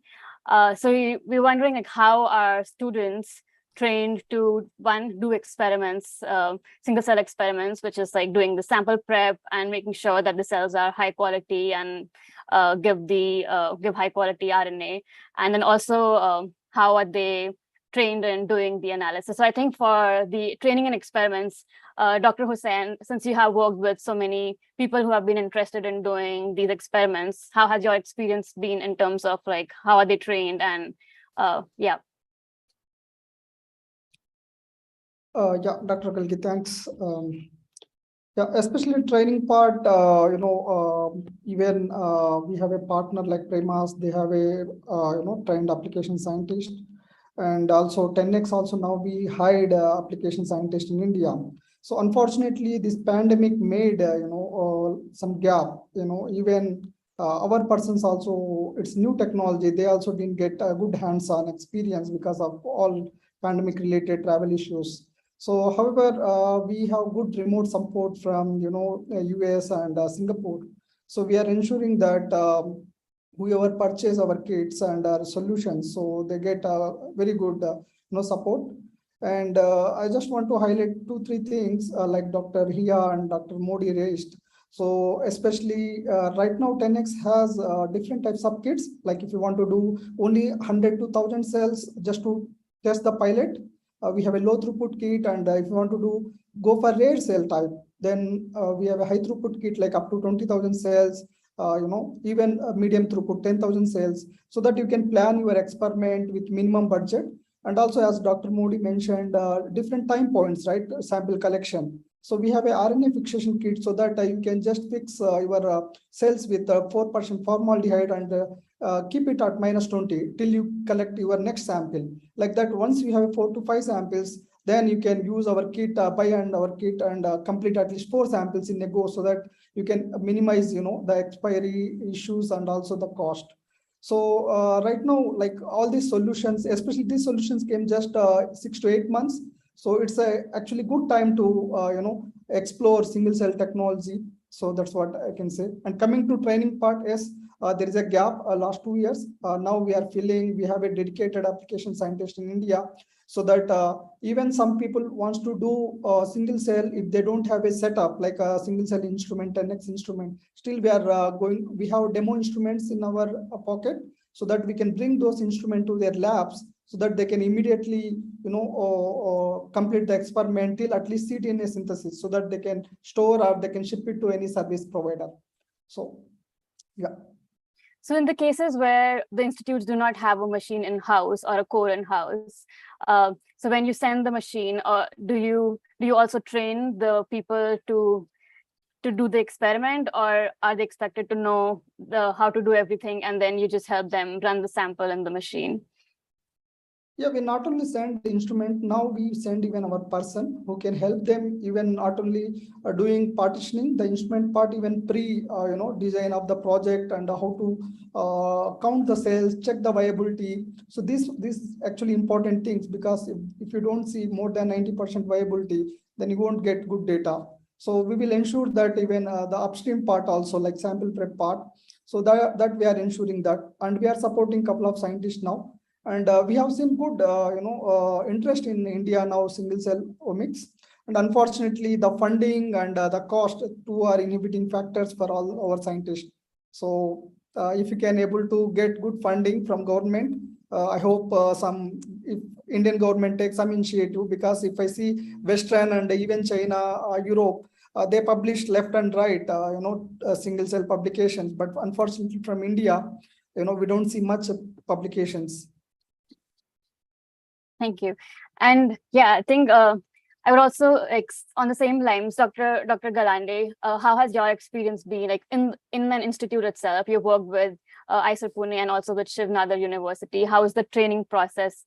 How's the training process been? Have there been people who are involved in training, or are the students, they learn themselves and train the next generation of students? How's the process? Yeah, so training is very important in this case, as others have said.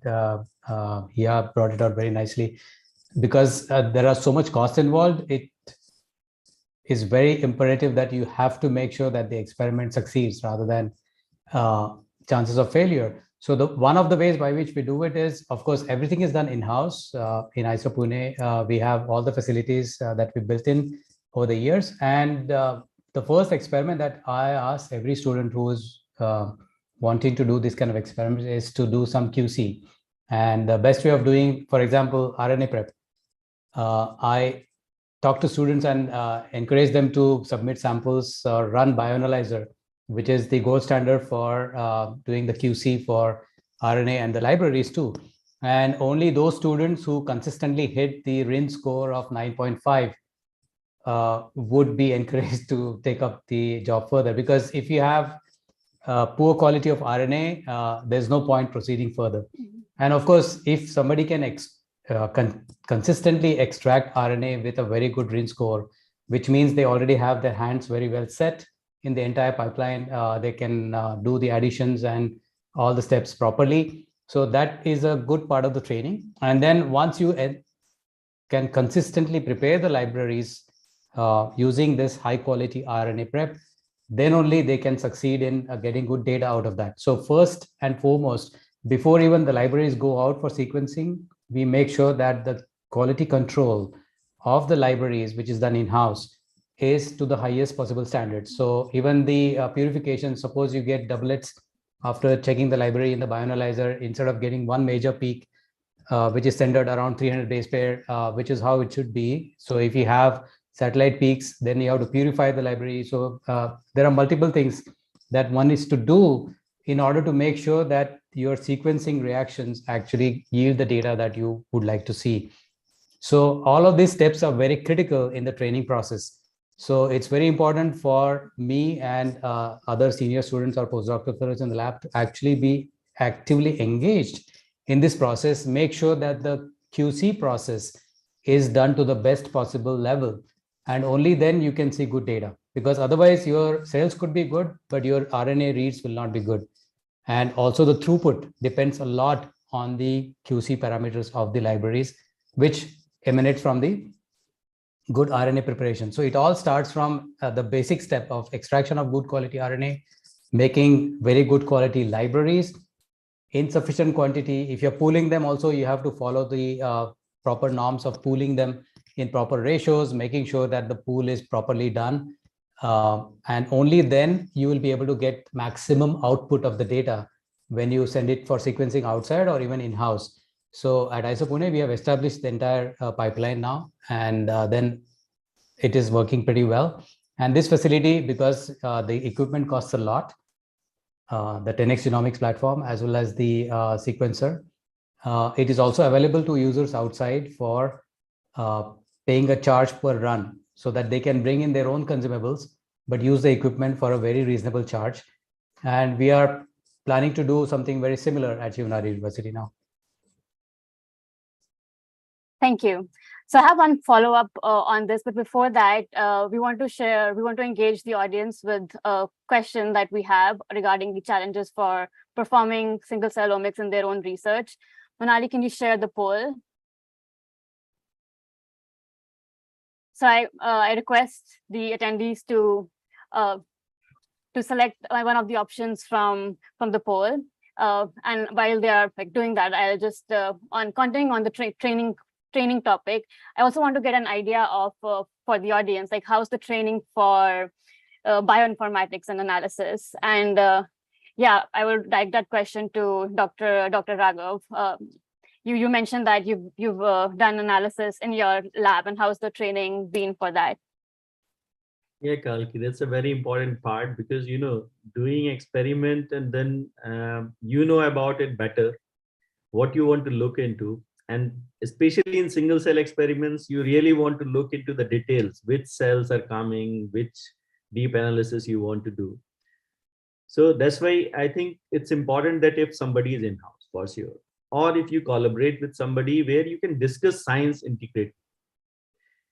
Because simple transcriptome, bulk transcriptome, now things are established, you can go ahead, send it to somebody and do outside.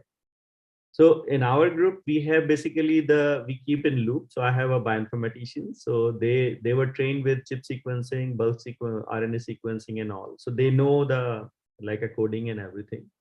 So they use surrogate analysis. So recently we started doing this velocity analysis that I was showing for doing this developmental projects and for this different projects. So it depends basically, but definitely you need good bioinformatician if you want to do the deep analysis in these type of experiments. There is no alternative in that. But definitely, as we are also getting requests from other places, like from Delhi in 1 or 2 institutes, we got for single cell, like they wanted to do single cell. We did already some single cell for them, and we are doing the analysis. So these things are now increasing. People are interested, they are doing it, and they're discussing the projects in a collaborative mode. So that's going on. So on the topic of collaboration, Dr. Kulkarni, so I learned that you started as an experimental biologist and you moved to doing data analysis full time, and now you are an assistant professor who works in genomics. How was your process of learning how to do analysis? And also, would you just shed some light on comparing how is the informatics done in the United States in the terms of is it more common to have collaborations, or are there certain people who train the people who do experiments to do their own analysis? What's the landscape there? Thank you for the question, and thank you for inviting me. So I started as an experimental biologist, but even during my undergraduate days, I was very much motivated to learn coding. And so my inclination towards doing the genomics analysis part began very early on. And that had always kept me to study and learn more about the different ways of analyzing data, not just biological data, but any sort of data analytics, because machine learning and statistical methods and algorithms, all of these, I have always been motivated to learn how they work and to try. Just to give an example, a calculator, we know we use calculator every single day, but if I just want to write a code for a calculator, how that works, can I generate my own calculator? And this type of experiments, or I would say trials, I had done very early on during my undergraduate days, which kept my interest in the analysis part always. So moving forward, during my PhD, I worked on mouse experiments, setting up breeding, harvesting RNAs, planning experiments for RNA sequencing. And at that time, it was bulk RNA-seq, not single cell RNA-seq. But and right after doing RNA extraction, I would send it to sequencing, and then I work on my own data. Because I was part of two labs. One lab was focused in the wet lab experimentation. Other lab was, my other mentor was focused in the informatic part of it and statistical modeling part of it. So that really trained me to deal with both sides of it, in the sense that planning the experiment and getting hands-on with the real data. And then after my PhD, it was already the time for single cell RNA sequencing, and it was self-motivation to learn how these techniques work and what type of analysis one can do for getting a certain outcome. And adding to what others have mentioned in the earlier questions, in terms of planning the experiment, just to give an example, if you're harvesting RNA from, say, brain striatum, dissecting striatum properly without getting any contaminant surrounding tissues is also a very critical part of getting the right sample to start with, which further is preparing the RNA in a good, basically a good quality RNA without allowing the RNA to degrade, or if you keep it on like 4 degrees Celsius, even though that can lead to damaging the RNA and the overall quality. And the next big challenge is always usually 10x kits, they target for 10,000 cells or 10,000 nuclei. Counting the appropriate number of nuclei and then diluting them in a right manner, right ratio, is also very critical, because if you're targeting for 10,000 cells or 10,000 nuclei, and if your dilutions go here and there, then you might get 5,000, which will give you good quality of less number of cells. But if you get 20,000 or 30,000 nuclei or cells, you will get not so good quality, but a lot of cells on nuclei. So there are a lot of different aspects of how you are doing the experiments. And in terms of current scenario in US, so in our group, I am one of the dedicated bioinformatician, and then we encourage students and postdocs in the labs to learn and do their own experimentation and learn the analysis part of it. We also conduct several nano courses on campus where people, students and postdocs, can learn about these technologies, how to analyze the data and all that. And we also have active collaborations with other labs who cannot afford to have a bioinformatician, so usually the genomics core facilities where the data is generated or sequenced, they also provide some analysis facilities, but there is always some limitation to such facility, or when you're collaborating with someone that gives additional benefit, that you can do a custom analysis, or you can, if one thing doesn't work out, you can try it in a different way, or this or that. The standard approaches that the core facilities provide in terms of analysis is maybe, say, you want to perform differential gene expression analysis, and they might want to do it just their own standard optimized way. which may or may not work for you, and you might want to do some other ways of doing it or using some other normalization methods and things like that. So collaborating or having a dedicated bioinformation definitely helps in overall scenario. And one last point, we perform these experiments in order to publish what we come up with. And in early days of single cell genomics, the bar for how many number of cells or nuclei one should have was not very stringent. But nowadays, every group is publishing single cell data set, and now the bar is very high. So especially if you're planning an experiment in India, you might want to also consider that if you want to publish in a good journal. And I would stop there. If there are any more questions, I'm happy to answer. Yeah, and thanks everyone for sharing your thoughts about the current scenario in India. And in the interest of time, I think we will move on to the next session. Thanks again. So Kalki, just before we leave, I would like to tell, in the interest for everybody who's interested, is just like how Sanjeev said, in IISER Pune, there is a fee-for-service model for using the equipment. Similarly, we have in NCBS as well for our NGS, not only for the 10x platform, but whatever else is there, the entire next generation sequencing. This facility is available nationally for anybody in NCBS. That's great. Thanks so much for letting us know. Yeah, thank you for the first part of the discussion. Manali, can you please share the poll results from the last session?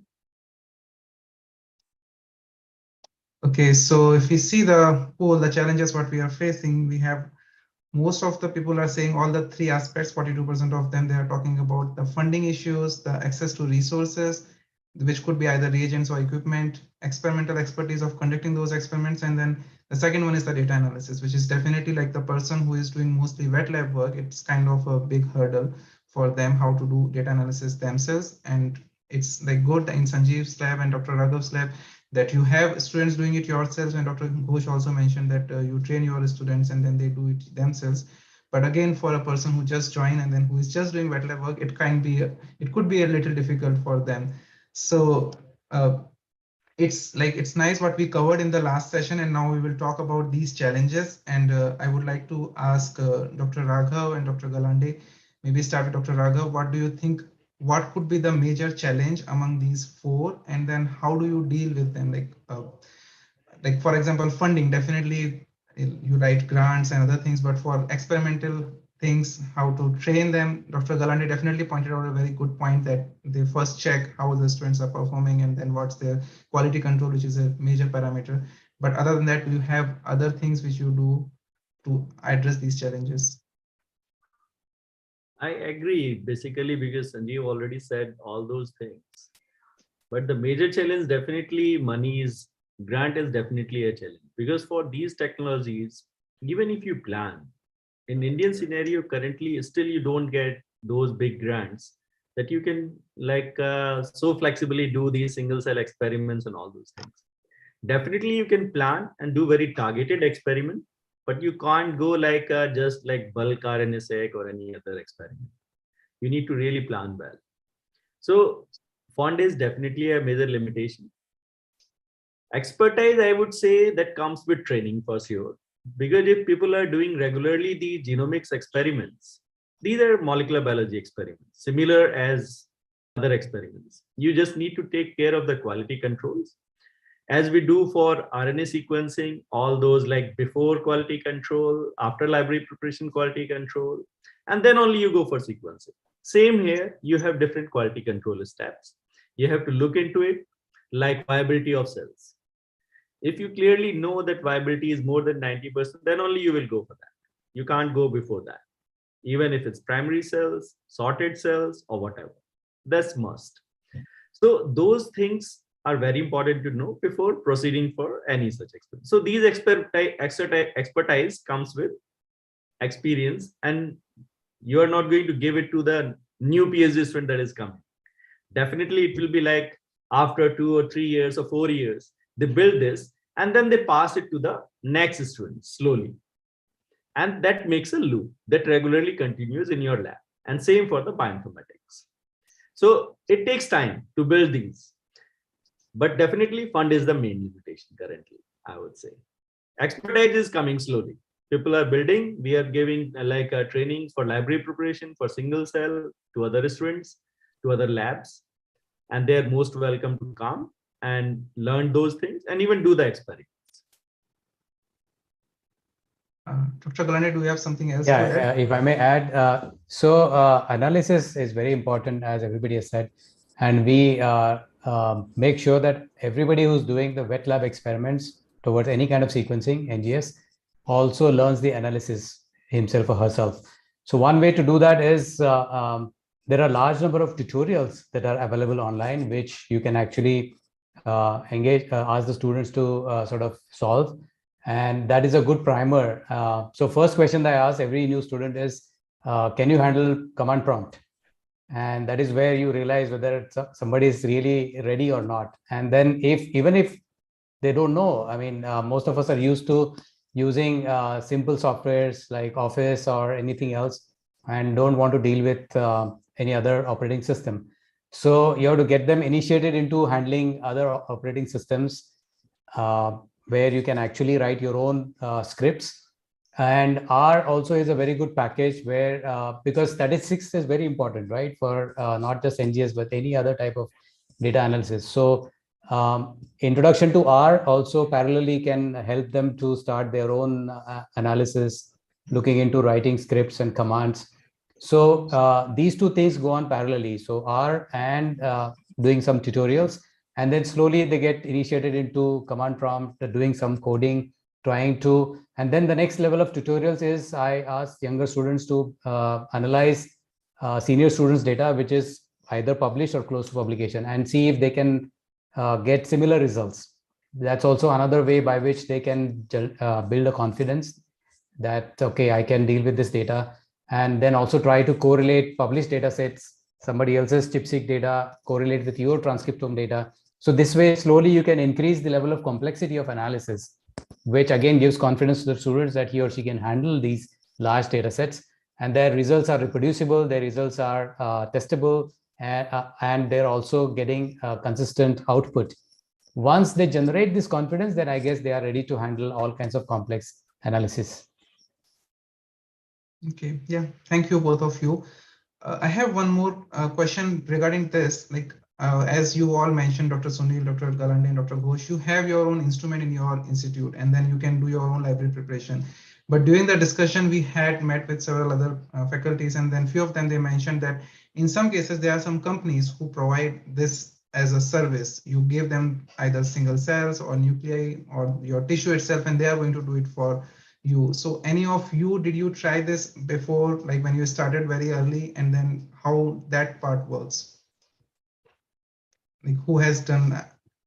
Or maybe Avid wants to say something. I think Deepak has his hand on. Yeah. Okay. It was by mistake. Oh, okay. So I can just tell you that we didn't outsource it.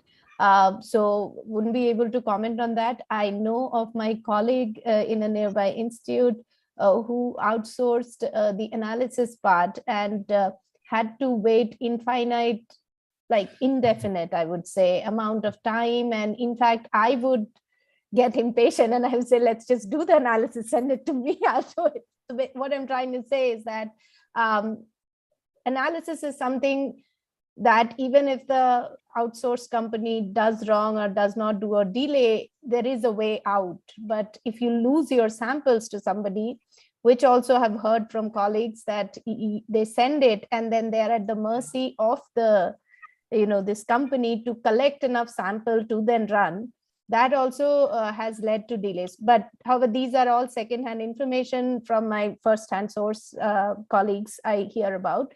And before I end, I would just say, like how Sanjeev said, that the data, I think there are two core components of being able to do single cell. The first is the sample preparation. That is where all it starts. And for that, you're actually not dependent on anybody, not even the 10x machine, right? So one can, if one is thinking of 10x, or single cell, then you can already start a cell preparation method, for your system, for your type of cell or animal, whatever, and do it on repeat to gain that confidence that now we have very good viable single cells that we can see in fact sorted or even normal tripe and blue count. So that process is completely independent, no dependencies at all, not even for reaching the funding status where you have that NX machine. But after you have that NX machine, that part is really short and simple. Like loading the cells, getting the library preparation is really the simplest part of the whole deal. And after you have your sequencing from the FASTQ files onwards is where you again need to spend a lot of focus and time in training and creating that pipeline. And I would say even before you get started with your own, that is another place where one can work on independent of any influences, which is by using public databases, right? Like how Sanjeev said, there are tutorials and there are student forums also. What you can do is for your system, you download the public data set. That's how we gained confidence. For my lab, the first time I thought we should do single cell, I downloaded the data myself, and I told them that you have to just first play with the publicly available data set. Just recreate the clusters using Seurat through the public data set that is there. So these two can parallelly happen. You are doing your cell preparation, bettering that. And on the other hand, you have downloaded public databases and you're playing with either R or Python, whatever your proficiency is, to recreate some of the cluster. While that is going on, you write funding, you get the grants or not, whatever, but really these two are the most important and bottleneck part of the whole process, I feel, and can be luckily done before you start spending money, these two aspects. Yeah, thank you. Those are really valid points. And then we also face like, this is really good point, like how people can learn themselves and then try on their own, like especially the sample preparation and analysis, and then later think about like how you are going to do a real experiment. I have one question for Dr. Hussain. So you have dealt with several institutes, several researchers, and then what kind of services you provide them that so that, first of all, like what are the concerns which they have? You have many researchers like PhD students and postdocs, you have interacted with each of them. And then what do they say? What are the major difficulty what they face, not from the institutes where they have instruments, but the places where they don't have instruments. So what are the difficulties and how as a 10X company or as Premas Life Sciences, how they are helping those researchers to conduct their experiments? You mentioned about a loaner equipment, but other than that, you do something else for them, or what kind of support you provide them? Yeah, so the first thing is mostly when we talk, many PhDs or scientists, they are interested, but somebody have funding, but they were first time exploring single cell concepts. So for them, we try to arrange talks with our headquarters team so that they should have a clear understanding, what are the challenges, how data analysis, how to design the project. So, but somebody doesn't have infrastructure, right? Like having even third-party instruments, because not only having 10X and a sequencer, but still you need a lot of cell counters and or even QC instruments and third-party. Those also a bottleneck sometimes to execute the experiment. So we try to collaborate with the neighboring labs and try to push connect them. I see connecting the dots. Like in the same institute or other institutes will connect them. So that's how we can fill that third party instruments requirement. And third thing, especially I see because of low funding, many times scientists want to do 16 samples, but his money only suffice for doing 8 samples. So that's where I especially discussing with my management to give better costing for India, because it's a developing country. So we cannot compare India with US or Europe, developed nations. So I'm fighting for it. So hopefully I'm getting approvals case by cases so that if there is a very good project is there, yes, I can talk to management and get a good discount so that instead of 8 samples, we can convert into 16 sample studies so that will give much power, right? So this is how we are going, but we cannot implement for every lab because it's a commercial organization. We also have some challenges, but if there is a good project, it will benefit all of us, so that yes, we can give very good discounts, and we can place the instrument. If we can send the person to their lab, even we can connect, or other labs to provide a third-party instrument support. Yeah, that's really a great point. Like, we really appreciate your efforts in doing that, and we hope that we'll see more single cell data from Indian science, and then more experiments people should do. And then as a commercial company, and then you are helping them to connect with scientists and then providing instruments, getting more discounts. That's really a very appreciable point. So now we'll move to the third part of, you want to make something? Dr. Yeah, I Raghav? just want to tell Avid that, because now, like as he has said, Sanjeev said, and we basically at the government institute, some labs or core facilities are now well trained. Okay. And they have, so it would be better if you find some interested people, they are really seriously interested in doing some of the single cell things or genomics things. Try to connect them with us, because the reason is, their science can be discussed as well. Because if you go outside, give samples, they will not take care of the quality control. They will not suggest you how to control the cells, how to isolate them. If there is primary tissue, how to take care of that. So, because it happened with me, because I am discussing with LVP, and then we see that, because we know that what problems we face. So that things you can tell them, and then they take care of those things. And once the cells are optimized, they are ready. So there can be more discussions going on. And there are some groups already doing it, so that will propagate it further, slowly. Okay, so that I just wanted to add. Definitely, Dr. Sunil. In fact, I'm taking all of your names, whenever I discuss with some new scientist, I'll say, so and so, like Dr. Sunil done this, Dr. Sanjeev done this. So you can contact, you all famous, every talk I mention. Okay, thanks. And especially like these talks, I think helps for Indian researchers to create awareness, and also some kind of, because so far single cell is something, rocket science, people don't want to touch. So, but now it's, at least because of these sessions and forums, I can see some kind of interest and improvement. Thanks. No, because these core facilities to establish, like sequencers, 10x Chromium, and all these things are not like that trivial that everybody can set it up. That's very clear. So there are core facilities set up at some places, and that can be used efficiently, and the instruments can be used really like efficiently. Else it would be like only for 1 or 2 experiments somebody is using. That doesn't make sense. So I'm trying to give like workshop at different places and trying to propagate it, but it would be good if you can also do the same thing and then help in that. Yeah, we are actually planning to have hands-on workshops. So there are 2-3 people I'm discussing. So that will give even data analysis and wet lab. Since we have a pilot kits, like low throughput kit up to 1,000 cells, so we can afford with less money doing hands-on sessions. Initially we cannot, because it's a huge cost, so we can't. Now we can. Yeah, thanks. Sanjeev wanted to say something. Yeah, so in continuation of what Sunil just said, the cost of consumables really is the driving factor in this entire experimentation. The entire pipeline depends on how many kits you can really afford. So the problem is, it is easier from funding agency to get the equipment. But let's say if the machine, let's say I'm just taking arbitrary number, costs 1 crore.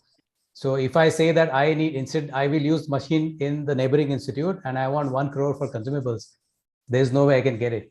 So that is the problem actually in terms of the funding structure. And of course, nobody can use the Chromium platform, for example, 24/7, right? I mean, you can use it probably once a week. Even if you use it more than that, I would say you have a huge throughput of single cell sequencing. So it doesn't make sense that every institution, every lab has one of those. And so it's better that we share these instrumental facilities. And I'm sure all institutions are doing that. But then we have to also make sure that with whatever budgets we get for consumables, we can actually use them efficiently to get maximum output of data. So I also urge Premas to look into this factor, that if we can really work out some nice, attractive packages for consumables and the kits, it will really help all the investigators in India to do single cell biology. Because now NGS, in terms of chip sequencing, RNA sequencing, has gone through almost like every investigator is doing it. But the bottom line, the bottleneck for doing single cell sequencing is the humongous cost of the kits. So if something can be done to lower that, it would really provide a huge impetus to all of us. Dr. Ghosh, you want to add something? No, I was just reading one of the, so firstly, hugely support what Sanjeev just said. Please lower the cost. That'll help for the consumables. But I was just reading the comments from students perhaps, and I really, somebody called Pragya Taylor has written that they're having problem of low viability when they make cells, and please don't lose heart. This, of course, happens with every sample. As soon as you change the system, you go from liver to brain to blood to whatever, the entire process has to be tweaked very minutely for getting good quality single cell, right? So if you are not getting low viability, you perhaps won't be able to find a solution by just talking to anybody and adopting any tweaks. It will be very specific to your tissue type. And you perhaps should, you don't even need to look in necessarily in single cell kind of experiments, but in your larger field, try to get as many methods of, say, placental cell isolation that you see, and try them in your hands with, little bit nudging of the protocol until you hit almost 95-98% viability with a trypan blue count even. In our case, we deal with the brain and in mouse brain, but even in the mouse brain for the primary cell that are of different type, neurons versus glia, the protocols vary. The amount of time they can be sustained on ice vary. Everything is, whenever you're taking the cell ex vivo, everything matters. How fast you can do, how much which cell will tolerate what actually matters. So you really have to put an amount of time to very minutely tweak your protocol. You cannot say I did X and Y and Z and 3 times and it didn't work. Doesn't mean that it will not work. You have to go through the nitty-gritties further between X and Y and kind of do that. And it really take it seriously, because we have gone through this process and now we have achieved. And I have seen for students who are like neurotic about what they are doing, achieving very good cell quality. And others who think that we are following exactly what that other student is following and it's not happening. So it's not happening. The problem is that the other student is isolating some other cell type and you're isolating some other cell types. You really have to do your part of the job. But don't lose heart. This is very common. Everybody faces it. And there's definitely a way to get good cells, good viable cells. Thank you, Dr. Ghosh. It was really all valid points for the attendees. Dr. Kulkarni, can you say, and we have very short time left, so just please be brief. Yeah, so regarding the analytical challenges, so most of the money has already been spent on generating the data. Now the data is already in your hands. One can try and experiment 10 different ways to analyze the data and practice what can work for you. You will just spend some time learning and doing things repeatedly till you get to a point where you have a satisfactory output. But it is not going to cost you much, because if you are self-motivated to learn and try different things, the most expensive part of the whole single cell experiment is the generating of the data has already been done.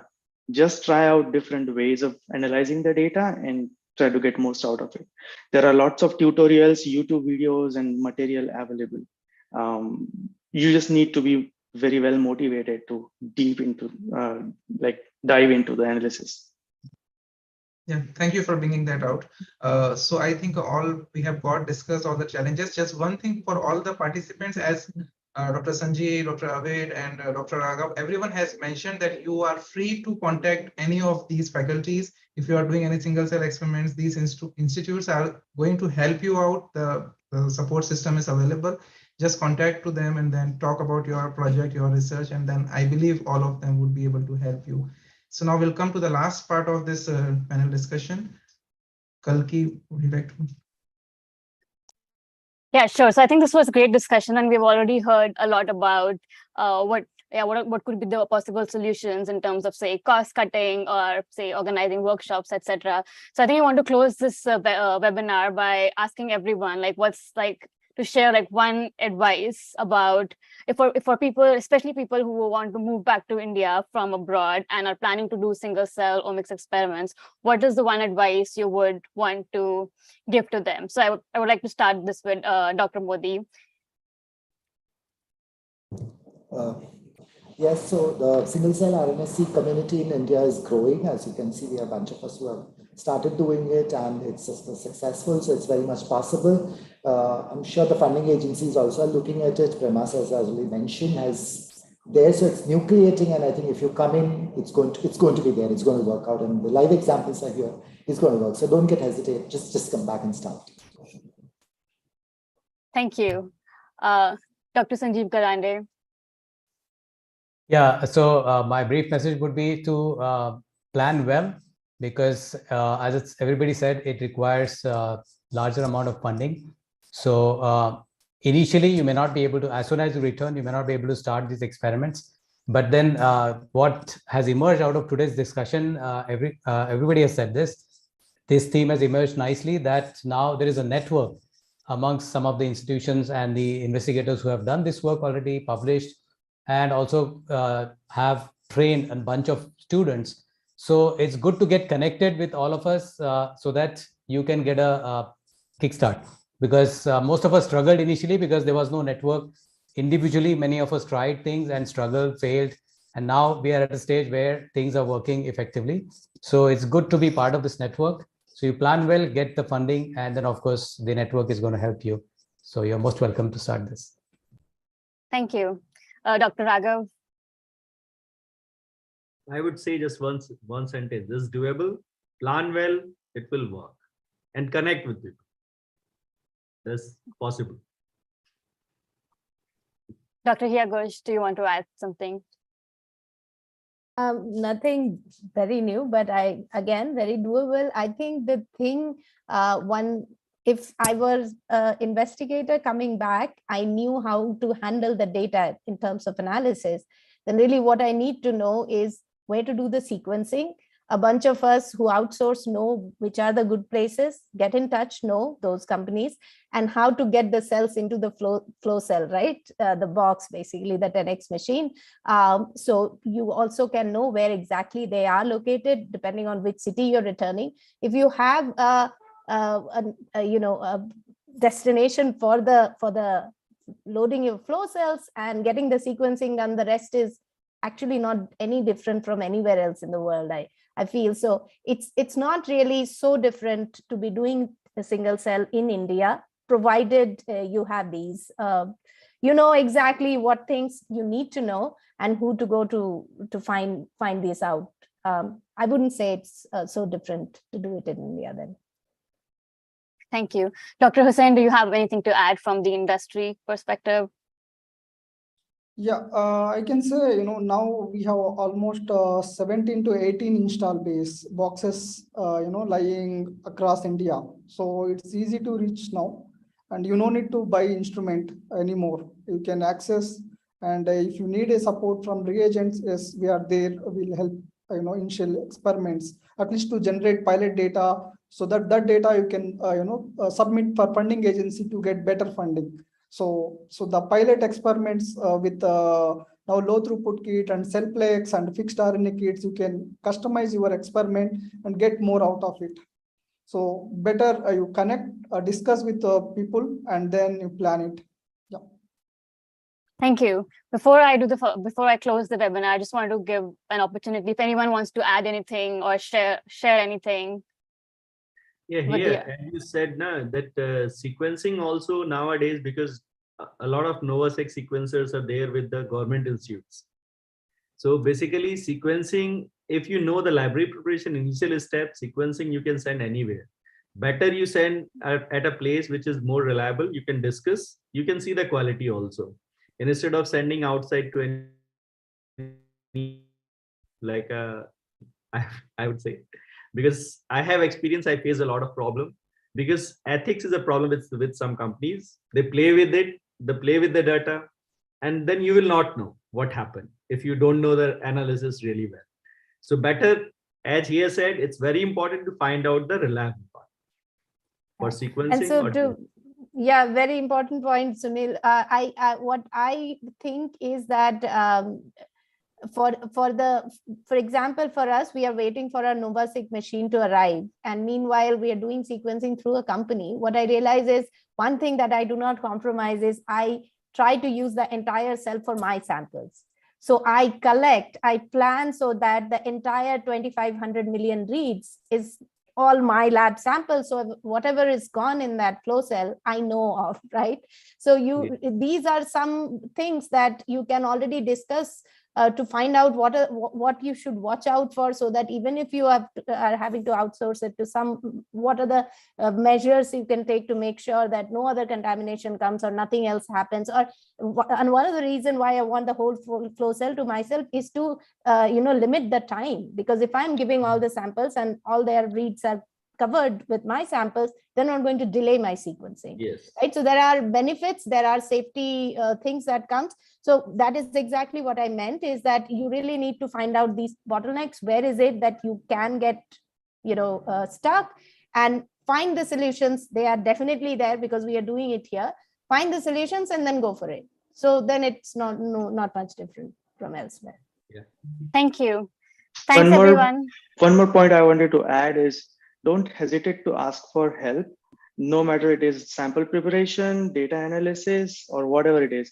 Yes. You can always collaborate with the other labs across the whole country and share the authorship, and everyone would be happy to help you and get things right.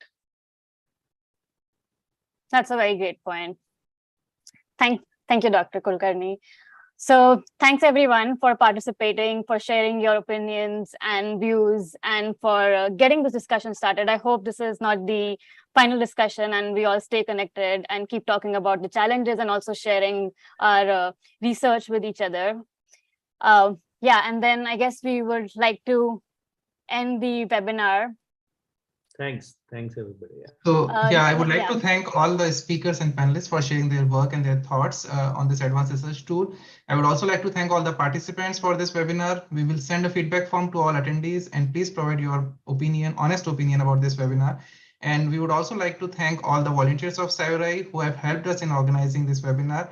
And last but not least, Sci-ROI annual event is coming soon on September 24 and September 25. There would be a virtual career fair. We will be hosting that, and then we will also do a lightning talk. So the registration for the lightning talk will start tomorrow. So follow us on social media and then go for the Sci-ROI website for more information. Thank you everyone once again. Thanks everyone. Bye. Thank you. Thank you. Bye-bye. Bye. Thank you.